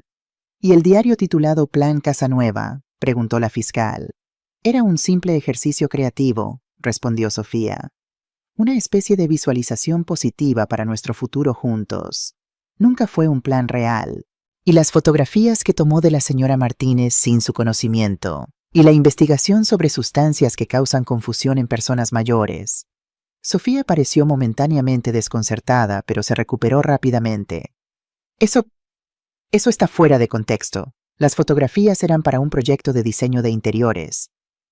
Y la investigación sobre medicamentos era porque me preocupaba la salud de Laura, que a veces parecía olvidar cosas. Fue entonces cuando la fiscal presentó la carta que Sofía me había enviado desde prisión preventiva. ¿Reconoce esta carta, señorita Álvarez? Sofía palideció visiblemente. Sí. ¿Podría leer en voz alta el segundo párrafo, por favor? Con voz temblorosa, Sofía leyó. Solo quiero que sepas que todo lo que hice fue calculado y deliberado. Nunca fue personal contra ti. Era simplemente un objetivo conveniente. El silencio que siguió fue absoluto. La propia confesión de Sofía había desmantelado su defensa completamente. Después de 3 días de juicio, el veredicto fue unánime culpable de robo-fraude y falsificación de documentos. La sentencia 3 años de prisión, de los cuales tendría que cumplir al menos 18 meses antes de poder optar a beneficios penitenciarios. Mientras los guardias se llevaban a Sofía, nuestras miradas se cruzaron por última vez. No vi arrepentimiento en sus ojos, solo un cálculo frío como si ya estuviera planeando su próximo movimiento. Miguel y yo salimos juntos del juzgado rodeados de periodistas que buscaban declaraciones. Mercedes actuó como escudo ofreciendo un breve comunicado mientras nos dirigíamos hacia un taxi esperando. ¿Cómo te sientes?, preguntó Miguel cuando finalmente estuvimos a solas en el vehículo. En paz, respondí después de un momento de reflexión. No es alegría ni triunfo, solo paz. Miguel asintió comprendiendo. Para mí es diferente. Siento vergüenza, arrepentimiento, pero también alivio, como despertar de una pesadilla. Nos despedimos frente a mi edificio. Miguel se inclinó para besarme en la mejilla, un gesto que se había vuelto parte de nuestra nueva rutina. ¿Estarás bien?, pregunté. Lo estaré, respondió con una sonrisa cansada. La terapia está ayudando, y este cierre también. Lo observé alejarse caminando con los hombros más erguidos que antes. Mi hijo estaba encontrando su camino de regreso no hacia mí o hacia nuestra antigua relación, sino hacia sí mismo. Esa noche, sentada en mi balcón con una copa de vino contemplando las luces de Barcelona, hice un balance de todo lo ocurrido. Había perdido objetos valiosos, había sufrido una traición dolorosa, pero había ganado algo infinitamente más importante, la certeza de mi propia fortaleza. Carmen me llamó para celebrar el veredicto. Deberíamos organizar una pequeña reunión este fin de semana, sugirió. Tú, Isabel, yo y quizás algunas otras amigas. Una celebración de la justicia. Me gusta la idea, respondí. Pero no quiero celebrar la condena de Sofía. Quiero celebrar mi libertad. Y he experimentado en mucho tiempo. Mi nuevo puesto como directora financiera me mantenía ocupada, pero satisfecha, ofreciéndome desafíos profesionales que disfrutaba enormemente. En casa continué con la transformación que había comenzado. Pinté las paredes de colores más vivos, redistribuí los muebles y convertí la habitación que había ocupado Miguel en un estudio personal donde podía trabajar, leer o simplemente disfrutar de momentos de soledad creativa. Carmen e Isabel se convirtieron en visitantes frecuentes. Nuestras reuniones de los jueves para tomar vermut se transformaron en una tradición inamovible, a veces ampliada para incluir a otras amigas o compañeras de trabajo. Un jueves, mientras disfrutábamos de tapas y risas en mi terraza, Carmen hizo una observación que me sorprendió. «Te ríes más ahora, Laura. Es como si hubieras rejuvenecido». «Me siento diferente», admití, como si hubiera dejado caer un peso que ni siquiera sabía que estaba cargando. «El peso de complacer siempre a los demás», comentó Isabel. «Especialmente a Miguel». «No fue solo Miguel», reflexioné. Fue una vida entera de anteponer las necesidades de otros a las mías, de pensar que mi valor estaba en lo que podía dar, no en lo que merecía recibir. «¿Y ahora, Tam?», preguntó Carmen. «Ahora sé que el amor verdadero incluye respeto y límites, que ayudar a alguien no significa permitirle que abuse de mí, y que mi felicidad es tan importante como la de cualquier otra persona». Brindamos por esa realización, nuestras copas brillando bajo el sol de la tarde barcelonesa. Miguel y yo establecimos una nueva rutina. Nos reuníamos para almorzar cada 2 domingos en un restaurante neutral, un terreno común donde podíamos reconstruir nuestra relación desde cero. En nuestro tercer encuentro me sorprendió con noticias importantes. He encontrado un trabajo nuevo, anunció mientras esperábamos el primer plato. En una consultoría financiera. Es más acorde con mi formación y paga mejor. Eso es maravilloso, Miguel, respondí sinceramente. ¿Cuándo comienzas? La próxima semana. ¿Y hay algo más? Hizo una pausa como reuniendo valor. Me han ofrecido la posibilidad de un traslado a Madrid en 6 meses si todo va bien. Sentí una punzada de sorpresa y debo admitirlo de preocupación. Madrid es una gran oportunidad, pero ¿estás seguro? Creo que necesito un nuevo comienzo, mamá, dijo con determinación en su mirada. Barcelona tiene demasiados recuerdos ahora, demasiadas asociaciones con Sofía, con lo que hice, con quien fui. Comprendí su razonamiento, aunque la idea de tenerlo aún más lejos me entristecía.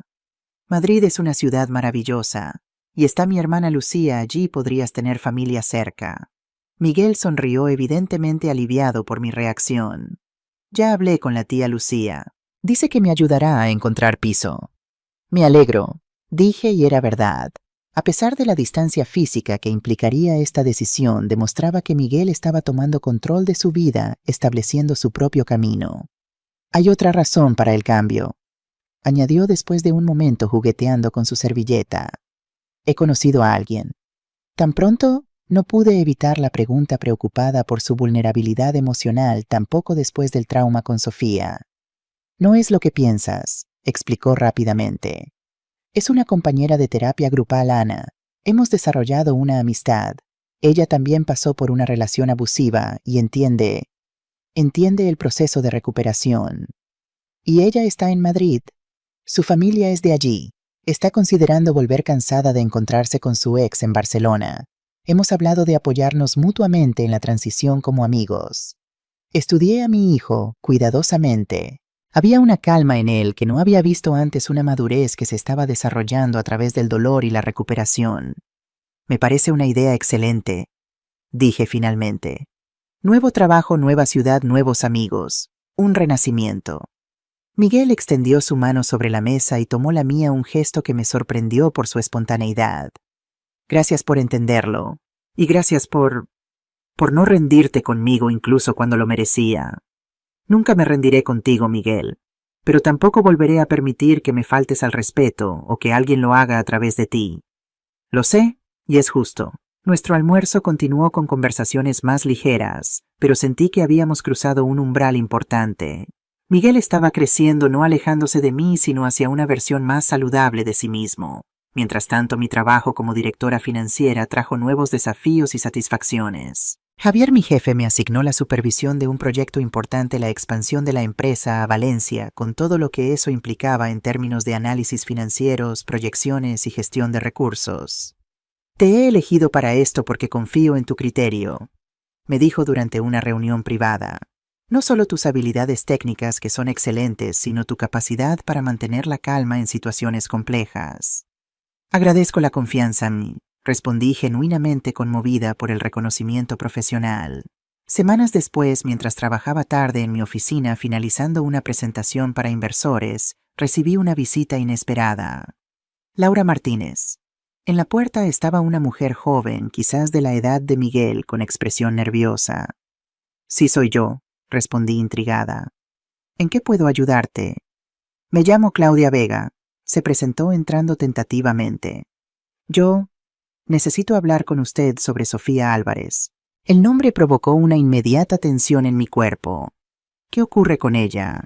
Claudia se sentó frente a mi escritorio retorciendo nerviosamente el asa de su bolso. Fui su víctima antes que ustedes. Estafó a mi padre hace 3 años. Durante la siguiente hora, Claudia me contó una historia dolorosamente familiar. Sofía había conocido a su padre, un viudo reciente, y había seguido casi exactamente el mismo patrón: mudarse a su casa, ganarse su confianza, aislarle gradualmente de su familia y finalmente robar objetos de valor que luego vendía. Mi padre no quiso denunciarla por vergüenza, explicó Claudia. Se culpaba a sí mismo por haber sido tan ingenuo.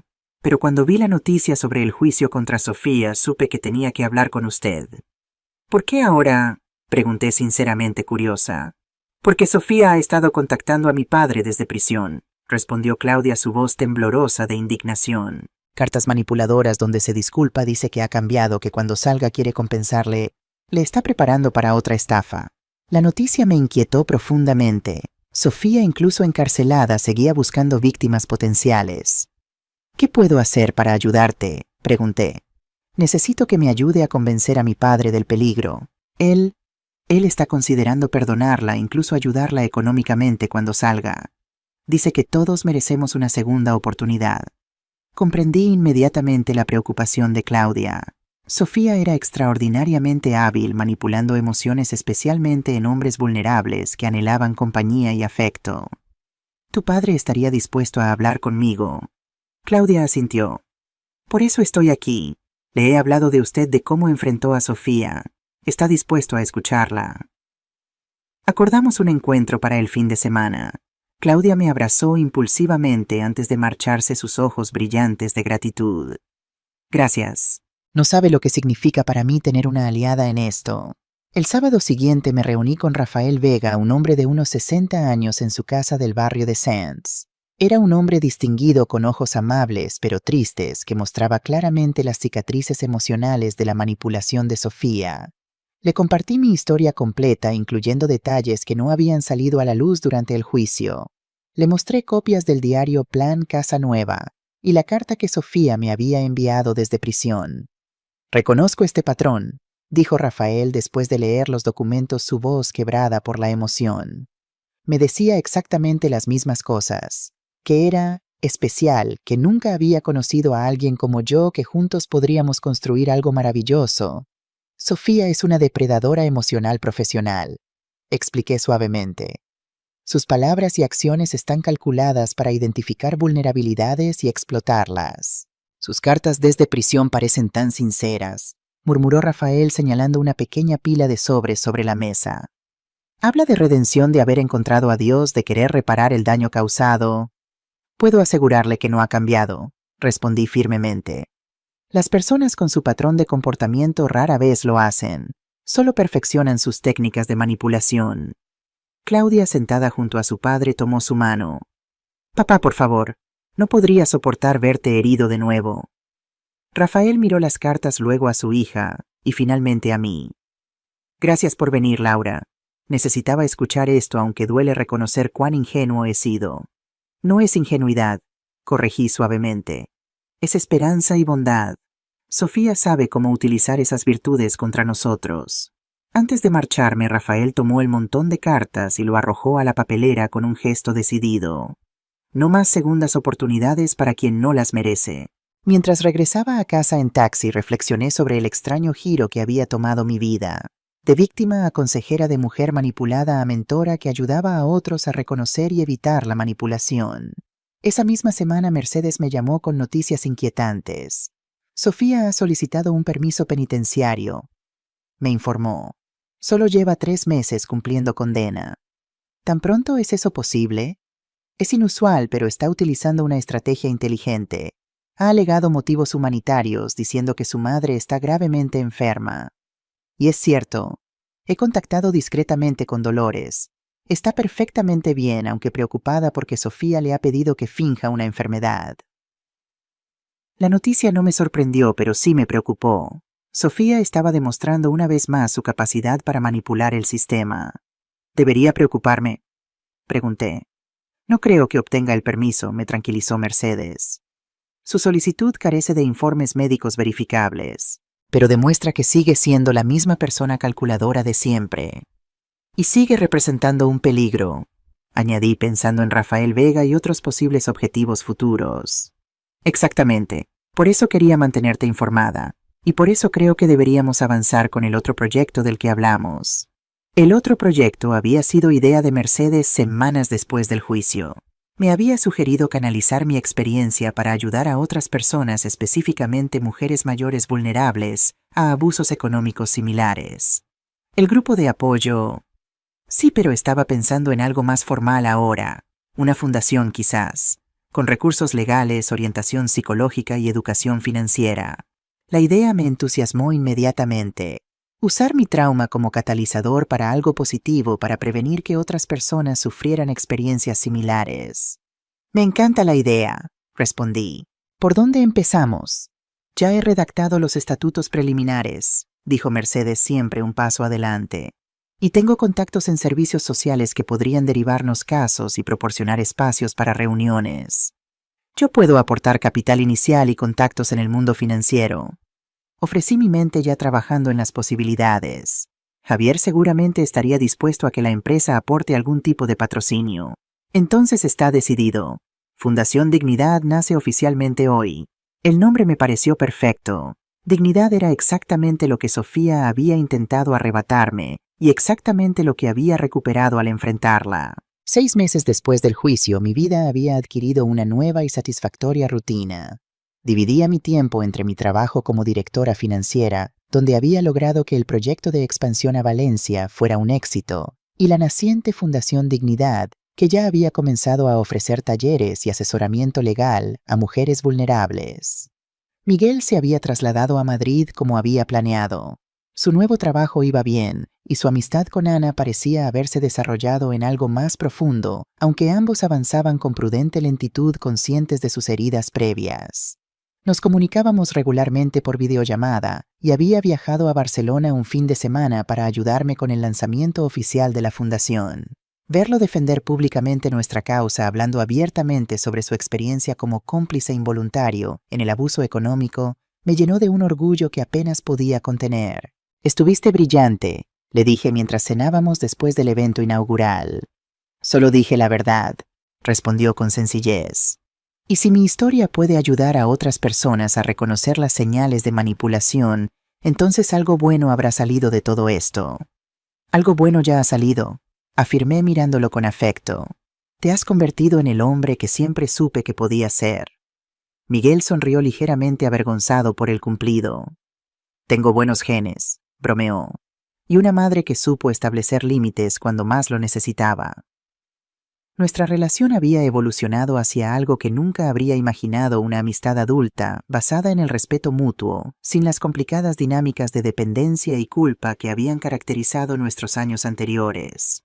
Un martes por la mañana, mientras revisaba solicitudes de ayuda legal para la fundación, recibí una llamada de Dolores Álvarez.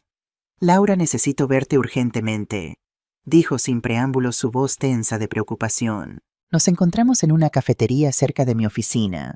Dolores parecía agotada, con profundas ojeras bajo los ojos. «Sofía ha conseguido el permiso penitenciario», me informó en cuanto nos sentamos. 3 días la próxima semana, supuestamente para visitarme a mí y su madre enferma. «Pero tú no estás enferma», señalé lo obvio. «No, pero contraté a una actriz para que se hiciera pasar por mi médica y proporcionara los informes que Sofía necesitaba». La vergüenza era evidente en su rostro. «Me amenazó Laura. Dijo que si no la ayudaba se aseguraría de que un amigo me visitara cuando saliera definitivamente». La manipulación y el chantaje de Sofía continuaban incluso desde prisión. «¿Has informado a las autoridades?» «Tengo miedo», admitió Dolores. «Sofía conoce a gente peligrosa, personas que conoció antes y durante su tiempo en prisión». «¿Por qué me cuentas esto a mí?» Dolores me miró directamente, su expresión una mezcla de miedo y determinación. «Porque vas a ser su primer objetivo cuando salga. No ha dejado de hablar de ti, de cómo arruinaste sus planes. Y ahora con esa fundación eres una amenaza aún mayor para ella». Un escalofrío me recorrió la espalda. La idea de que Sofía siguiera obsesionada conmigo planeando algún tipo de venganza era perturbadora. «¿Qué sugiere que haga?» «Prepárate», respondió Dolores simplemente. «Refuerza tu seguridad, informa a tus allegados. Sofía no ataca directamente. Manipula, crea situaciones, utiliza a terceros». «Gracias por la advertencia», dije genuinamente agradecida a pesar de las inquietantes noticias. «Es lo mínimo que puedo hacer», respondió con una sonrisa triste. «A veces pienso que si hubiera actuado antes, cuando Sofía era joven, quizás habría podido cambiar su rumbo. No podemos cargar con la responsabilidad de las decisiones de otros, ni siquiera de nuestros hijos», le aseguré, comprendiendo su dolor maternal. Nos despedimos con un abrazo, una extraña alianza forjada a través del dolor compartido causado por Sofía. De inmediato informé a Mercedes, quien tomó la amenaza con total seriedad. Reforzamos la seguridad en mi apartamento, cambiando nuevamente las cerraduras e instalando un sistema de alarma más sofisticado. También notificamos a la policía sobre la potencial amenaza, aunque como señaló el oficial, No podían hacer mucho hasta que hubiera un acto concreto. Simplemente manténganos informados de cualquier incidente sospechoso, fue su recomendación. Los 3 días del permiso de Sofía llegaron y pasaron sin incidentes. Según Dolores, Sofía había permanecido en su casa aparentemente dócil, hablando de planes de reinserción y remordimientos. Pero Dolores no se dejó engañar. «Está planeando algo», me dijo por teléfono. «La conozco demasiado bien». Segundo clímax, 2 semanas después, mientras salía de una reunión tarde en la oficina, noté un coche aparcado frente al edificio con alguien dentro. No le di importancia hasta que al tomar un taxi me percaté de que el mismo vehículo comenzaba a seguirnos. Le pedí al taxista que diera algunas vueltas innecesarias para confirmar mis sospechas. Efectivamente, el coche mantenía la distancia, pero seguía cada giro. «Señor, creo que nos están siguiendo», le informé al conductor. «¿Podría llevarme a la comisaría más cercana en lugar de a mi dirección?» El taxista, un hombre mayor con expresión paternal, asintió gravemente. «No se preocupe, señora.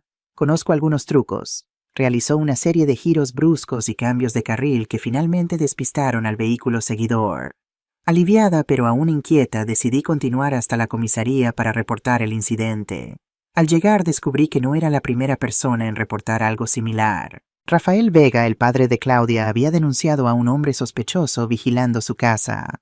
«Creemos que puede estar relacionado con Sofía Álvarez», me explicó la misma oficial que había recibido mi denuncia anterior. «El señor Vega recibió amenazas después de negarse a depositar dinero en la cuenta de economato de la señorita Álvarez». «¿Han identificado al sospechoso?» «Aún no, pero hemos aumentado la vigilancia en la zona». Salí de la comisaría con una mezcla de preocupación e indignación. Sofía, incluso con movilidad limitada, seguía extendiendo su red de manipulación y amenazas. Decidí no regresar a mi apartamento esa noche. Llamé a Carmen, quien inmediatamente me ofreció su casa. «Quédate el tiempo que necesites», insistió. «De hecho, quédate hasta que tengamos certeza de que es seguro». La noche siguiente recibí una llamada inesperada. Era un número que no reconocí. «Laura Martínez». La voz masculina al otro lado de la línea era grave y áspera. «Sí, ¿quién habla? Sí». «Un amigo de Sofía. Tiene un mensaje para usted». Mi corazón se aceleró, pero mantuve la calma. «¿Qué mensaje?» «Que disfrute de su fundación mientras pueda. Sería una pena que algo desafortunado ocurriera, un incendio quizás o un robo». «Estoy grabando esta llamada», mentí intentando que mi voz no temblara. «Y la policía ya está al tanto de las amenazas». Hubo una pausa, luego una risa seca. «Solo transmito el mensaje, señora. Que tenga una buena noche». Inmediatamente llamé a Mercedes, quien se presentó en casa de Carmen media hora después. Escuchó mi relato con expresión grave. «Esto cruza una línea legal clara», dijo. «Amenazas explícitas, intimidación. Podemos solicitar medidas de protección inmediatas y, más importante, esto podría afectar la posibilidad de que Sofía obtenga más permisos o beneficios penitenciarios. ¿Y si niega cualquier conexión con estas amenazas? Por eso necesitamos pruebas», respondió Mercedes pragmáticamente. «Instalaremos grabadoras en tu teléfono y sugiero que uses una aplicación de grabación en tu móvil por si recibe más llamadas». Los días siguientes fueron tensos.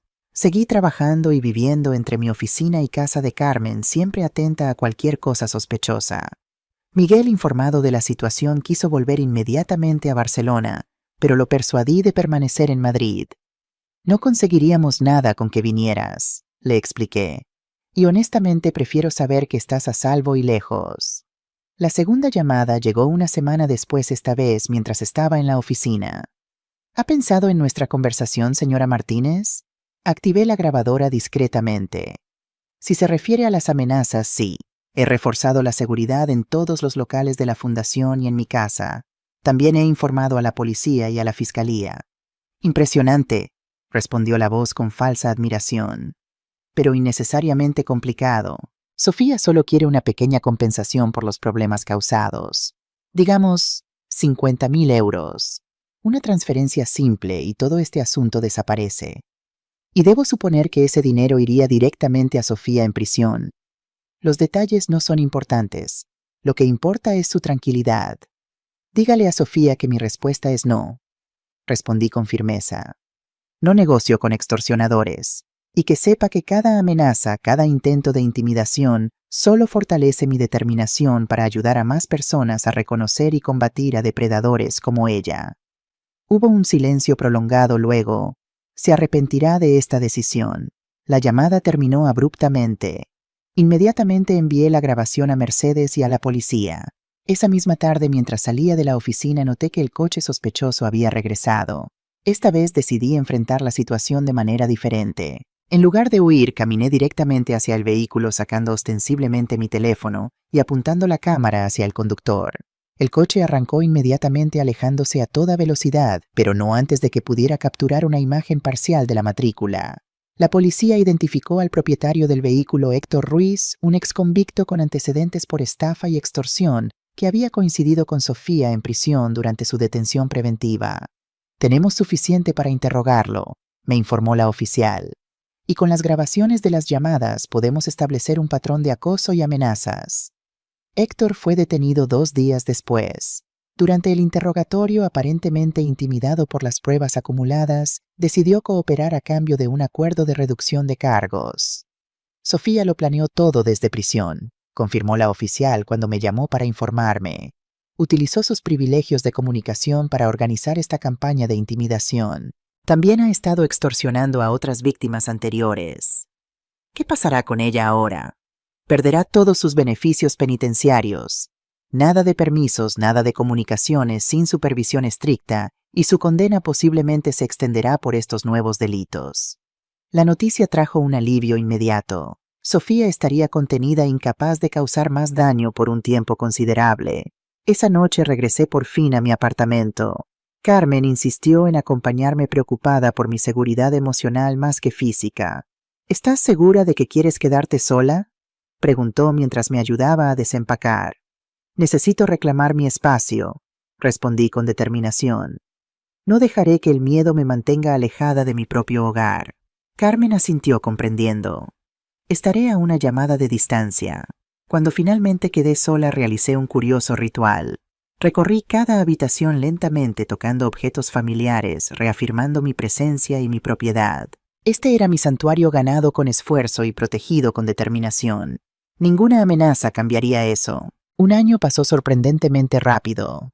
La Fundación Dignidad se había convertido en un recurso respetado, ayudando a docenas de mujeres a protegerse de situaciones de abuso financiero y emocional. Habíamos ampliado nuestros servicios para incluir asesoramiento jurídico, apoyo psicológico y educación financiera. Miguel se había establecido firmemente en Madrid, ascendido en su trabajo y desarrollado una relación estable con Ana, quien resultó ser una joven sensata y comprensiva, exactamente lo que mi hijo necesitaba después de su experiencia traumática. Yo misma había experimentado cambios significativos. A los 59 años me sentía más segura y plena que nunca. Mi carrera profesional estaba en su mejor momento, había desarrollado un círculo social sólido y disfrutaba de una independencia que saboreaba plenamente. En mi cumpleaños, Miguel vino desde Madrid con Ana, quien me conocería por primera vez. Organicé una pequeña celebración en mi terraza con Carmen Isabel y algunos colegas de trabajo. Ana resultó ser exactamente como Miguel la había descrito: inteligente, cálida y con una fortaleza tranquila que evidenciaba su propio camino de recuperación después de una relación tóxica. «Su hijo habla maravillas de usted», me dijo cuando tuvimos un momento a solas. «Dice que le enseñó la lección más importante de su vida». «¿Qué lección sería esa?», pregunté, genuinamente curiosa. «Que el amor verdadero incluye responsabilidad y respeto, que amar a alguien no significa permitirle cualquier comportamiento». Sonreí conmovida por la profundidad de comprensión que Miguel había alcanzado. «Es una lección que yo misma tardé demasiado en aprender». «Nunca es tarde para crecer», respondió Ana con sabiduría. «Miguel y yo intentamos recordarlo todos los días». La fiesta continuó con risas, anécdotas y el tipo de camaradería genuina que solo puede surgir entre personas que han enfrentado desafíos y han salido fortalecidas. Cuando los invitados comenzaron a marcharse, Miguel me entregó un pequeño paquete. «Es de parte de Ana y mía», explicó. «Un símbolo de algo que hemos estado discutiendo». Dentro del paquete había un juego de llaves con un llavero en forma de árbol. «Son las llaves de un pequeño chalet en la Sierra de Madrid», explicó Miguel. «Lo hemos comprado como inversión, pero también como un lugar donde puedas quedarte cuando nos visites. Y quizás algún día como un lugar donde podamos reunirnos como familia. Familia, repetí captando algo en su tono. Miguel y Ana intercambiaron una mirada cómplice. Estamos comprometidos, reveló Miguel tomando la mano de Ana. Nos casaremos el próximo verano. La noticia me llenó de una alegría que no esperaba. No era solo la felicidad por el compromiso de mi hijo, sino la profunda satisfacción de ver que había encontrado un camino hacia una relación sana basada en respeto mutuo y comunicación honesta.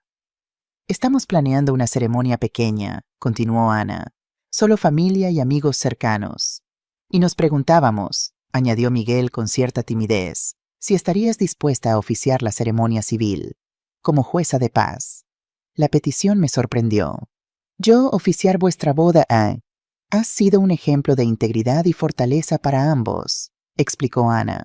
No se me ocurre nadie mejor para unirnos legalmente. Las lágrimas asomaron a mis ojos. Este era un honor que nunca habría anticipado, un reconocimiento que trascendía la simple relación madre-hijo para reconocer el crecimiento personal que todos habíamos experimentado. Sería un honor absoluto, respondí. Esa noche, después de que todos se marcharan, me senté en mi balcón contemplando las luces de Barcelona. Pensé en el largo camino recorrido desde aquella mañana en que descubrí mi casa vacía hasta este momento de paz y plenitud. Tercer clímax. A la mañana siguiente fui despertada por una llamada urgente de Mercedes. Laura, acabo de recibir una notificación. Sofía ha solicitado una reunión contigo. ¿Conmigo? ¿Por qué razón? Dice que quiere disculparse personalmente antes de ser trasladada a un centro penitenciario de alta seguridad. Aparentemente sus actividades desde prisión han resultado en un endurecimiento de su régimen. Mi primer impulso fue rechazar categóricamente la solicitud. ¿Qué podría ganar encontrándome cara a cara con la mujer que había intentado destruir mi vida? ¿Qué opinas?, pregunté a Mercedes valorando su consejo legal. Legalmente no hay ninguna obligación, pero psicológicamente podría ofrecerte un cierre definitivo.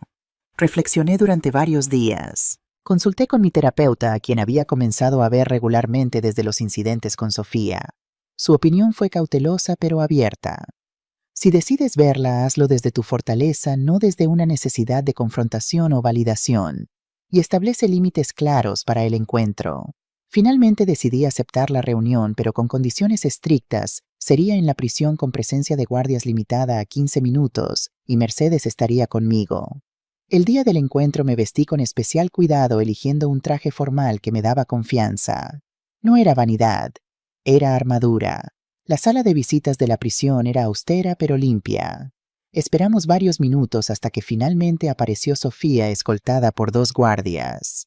El cambio en su apariencia me sorprendió. La mujer elegante y sofisticada que había conocido había desaparecido. En su lugar estaba una figura más delgada, con el pelo recogido sin estilo y el uniforme gris de prisión. Sin embargo, sus ojos conservaban esa inteligencia calculadora que la caracterizaba. Laura, saludó con una inclinación de cabeza. Gracias por venir. No estoy aquí por gratitud, respondí con calma. Estoy aquí para escuchar lo que consideras tan importante como para solicitar esta reunión. Sofía esbozó una sonrisa tenue. Directa al punto como siempre. Es una cualidad que ahora aprecio, aunque antes me irritaba. Tienes 15 minutos, le recordó Mercedes. Sugiero que los aproveches. Sofía asintió juntando las manos sobre la mesa. Quería verte una última vez antes de mi traslado. Quería que supieras que reconozco mi derrota. Esto no era una competición, respondí. Para ti quizás no. Para mí todo en la vida es una transacción, una negociación de poder. Y tú me ganaste justamente. Sus palabras no sonaban a disculpas, sino a reconocimiento entre adversarios. Me recordó que Sofía nunca había operado con la misma brújula moral que la mayoría de las personas. ¿Eso es todo? ¿Querías reconocer tu derrota? No, admitió Sofía. También quería decirte que tu hijo está a salvo. La afirmación me tomó por sorpresa. ¿A qué te refieres? Cuando supe de su compromiso, consideré brevemente contactarlo. Por venganza, supongo. Un último intento de manipulación. Hizo una pausa estudiando mi reacción. Pero decidí no hacerlo. ¿Por qué?, pregunté genuinamente curiosa. Sofía pareció reflexionar un momento antes de responder. Porque comprendí que ya no funcionaría. Miguel ha cambiado. Ya no es el hombre manipulable que conocí. Su percepción era sorprendentemente aguda. Y esa comprensión te llevó a renunciar a tus planes. Soy muchas cosas, Laura, pero no estúpida. Reconozco cuando una estrategia es inviable. Supongo que debería sentirme aliviada, comenté secamente. Deberías, respondió Sofía con inesperada sinceridad. Porque tu victoria no fue solo sobre mí, fue salvar a tu hijo de sí mismo. Sus palabras, aunque manipuladoras como siempre, contenían un núcleo de verdad que no pude negar. Mi confrontación con Sofía había sido tanto por Miguel como por mí misma. Nuestro tiempo casi termina, señaló Mercedes consultando su reloj. Sofía asintió. Una última cosa. He sabido de tu fundación, ayudando a mujeres a protegerse de personas como yo. Así es. Es irónico, ¿no crees que mi mayor fracaso haya resultado en algo que podría impedir que otros como yo tengan éxito? No pude evitar una sonrisa tenue. La vida tiene esas ironías. Nunca cambiaré, Laura, dijo Sofía con inesperada franqueza.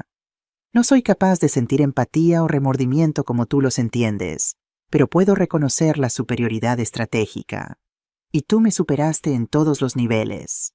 Sus palabras confirmaban lo que ya sabía. Sofía veía el mundo únicamente en términos de poder y manipulación. Para ella, nuestra interacción había sido solo un juego que había perdido, no una lección moral. Adiós, Sofía, dije levantándome. Espero sinceramente que encuentres algún tipo de paz en tu vida. Eso suena al tipo de cosa que alguien como tú diría, respondió con una sonrisa sardónica. Siempre buscando redención incluso para aquellos que no la desean ni la merecen. Mientras salíamos, Sofía llamó mi nombre una última vez. Me giré. Tu casa, dijo. Realmente era hermosa. Nunca fue solo por el dinero. Realmente quería ese espacio que habías creado. Era lo más cercano a un cumplido genuino que jamás obtendría de ella. Al salir de la prisión sentí una libertad profunda, como si me hubiera desprendido de un peso invisible que aún cargaba. ¿Estás bien?, preguntó Mercedes mientras caminábamos hacia el coche. Sorprendentemente sí, respondí. Creo que necesitaba esto. Necesitaba verla como realmente es, no un monstruo todopoderoso, sino simplemente una mujer dañada, incapaz de conexiones auténticas. ¿Crees que decía la verdad sobre dejar a Miguel en paz? En su propia manera retorcida, sí. Sofía es pragmática ante todo. Sabe cuando una estrategia ya no funcionará. Regresamos a Barcelona en un silencio contemplativo. La reunión con Sofía había proporcionado un cierre que no sabía que necesitaba. No hubo perdón ni reconciliación, ni tampoco eran necesarios. Solo un reconocimiento mutuo y una finalidad. Mi cumpleaños número 60 llegó con una celebración que nunca habría imaginado 2 años atrás. Miguel y Ana viajaron desde Madrid. Carmen e Isabel organizaron una fiesta sorpresa y colegas de la fundación se unieron para un evento que combinaba celebración personal con reconocimiento profesional. Durante el brindis, Miguel tomó la palabra. Hace 2 años creía conocer a mi madre, comenzó. Pensaba que era simplemente una mujer buena y generosa, quizás demasiado complaciente para su propio bien. Hizo una pausa, sus ojos encontrando los míos entre la multitud. Pero descubrí a una mujer mucho más compleja y admirable. Una mujer con la fortaleza para establecer límites cuando eran necesarios, con la sabiduría para ofrecer segundas oportunidades cuando eran merecidas y con la capacidad de transformar su dolor en ayuda para otros. Levantó su copa. Por Laura Martínez, mi madre, mi ejemplo, y la mujer más valiente que conozco. Las lágrimas brotaron libremente mientras los invitados se unían al brindis. No eran lágrimas de tristeza, sino de reconocimiento y gratitud por el camino recorrido. Después, mientras los invitados disfrutaban del buffet, Carmen se acercó con una sonrisa cómplice. ¿Quién habría pensado hace 2 años que estaríamos aquí?, comentó observando la animada reunión. Ciertamente no yo, admití. Pensaba que había perdido todo. Y en cambio encontraste algo que ni siquiera sabías que buscabas. ¿Qué cosa? A ti misma, Laura. A la verdadera Laura que había estado escondida bajo años de complacencia y sacrificio. Sus palabras resonaron con una verdad profunda. A través del dolor y la traición había redescubierto partes de mí que había olvidado o suprimido: mi fortaleza, mi determinación, mi capacidad para establecer límites saludables. La noche avanzó con música, conversaciones y risas. Observé a Miguel y Ana bailando sus movimientos sincronizados, reflejando la armonía de su relación. Vi a mis colegas de la fundación discutiendo animadamente nuevos proyectos. Contemplé a mis amigas Carmen e Isabel que habían estado conmigo en mis momentos más oscuros. Cerca de la medianoche me escabullí hasta la terraza para disfrutar de un momento de soledad contemplativa. Barcelona se extendía ante mí un tapiz de luces bajo un cielo estrellado. Miguel me encontró allí minutos después. «¿Todo bien, mamá?», preguntó uniéndose a mí en la barandilla. «Perfectamente», respondí con sinceridad. Solo necesitaba un momento para asimilarlo todo. Nos quedamos en silencio disfrutando de la vista y la compañía mutua. «¿Recuerdas cuando te dije que no podías volver a casa?», pregunté finalmente. Miguel asintió. «El día más difícil de mi vida, y también el más necesario». «¿Sigues entendiéndolo así, como necesario?» «Completamente», respondió sin vacilación. Sin ese momento, sin esas consecuencias claras, habría seguido el mismo patrón destructivo. Quizás no con Sofía, pero con alguien similar. A veces me pregunto si fui demasiado dura. Miguel tomó mi mano. «Fuiste exactamente lo que necesitaba. No mi amiga, no mi cómplice. Mi madre con la fortaleza para poner límites incluso cuando dolía». Sus palabras disiparon cualquier duda persistente. La decisión que había tomado, aunque dolorosa, había sido el catalizador para el crecimiento de ambos. «Ana es maravillosa», comenté cambiando de tema. «Estáis bien juntos». «Lo estamos», coincidió Miguel con una sonrisa. «Nos entendemos de una manera que nunca experimenté con Sofía. No es solo amor, es respeto, comunicación honesta». «Ese es el secreto», asentí. El respeto mutuo es el fundamento de cualquier relación saludable, sea romántica, familiar o de amistad. «Una lección que tú me enseñaste», reconoció, «y que espero poder transmitir algún día». La implicación de sus palabras nietos, una continuación familiar, flotó entre nosotros como una promesa dulce pero no urgente. «¿Sabes qué me dijo Ana anoche?», continuó Miguel. «Que estaba nerviosa por conocerte porque temía no estar a la altura». ¿A la altura de qué? De la mujer que enfrentó y derrotó a Sofía Álvarez, la mujer que fundó una organización para ayudar a otros en situaciones similares, la mujer que transformó su trauma en propósito. Reí suavemente. «Creo que exagera un poco». «No lo creo», respondió Miguel con seriedad. «Eres un ejemplo para más personas de las que imaginas, mamá». Regresamos a la fiesta, que continuó hasta altas horas de la madrugada. Cuando finalmente los últimos invitados se marcharon y quedé sola en mi apartamento, realicé un pequeño ritual que se había convertido en costumbre. Recorrí lentamente cada habitación, agradeciendo mentalmente por el espacio seguro que había creado y protegido. Este era mi hogar, mi santuario ganado con esfuerzo y defendido con determinación. En mi dormitorio abrí el joyero donde guardaba el anillo de compromiso de Carlos, el que Sofía había intentado robar y que Miguel había salvado. Lo deslicé en mi dedo, algo que rara vez hacía, y sonreí al pensar en cómo Carlos habría estado orgulloso de la mujer en que me había convertido. A la mañana siguiente tomé café en mi balcón, contemplando el amanecer sobre Barcelona. Mi teléfono sonó con un mensaje de Mercedes. «Primera reunión de la fundación hoy a las 10. Lista para cambiar más vidas». Sonreí mientras respondía afirmativamente. A mis 60 años, sentía que mi vida estaba comenzando de nuevo, rica en propósito y posibilidades. El dolor de la traición de Miguel y Sofía nunca desaparecería completamente. Las cicatrices permanecerían como recordatorios de lecciones aprendidas, pero había transformado ese dolor en algo valioso no solo para mí, sino para otros. Mi casa ya no estaba vacía ni invadida. Estaba llena de paz, de propósito, de una vida auténticamente mía. Y eso descubrí era el verdadero significado de hogar. Fin.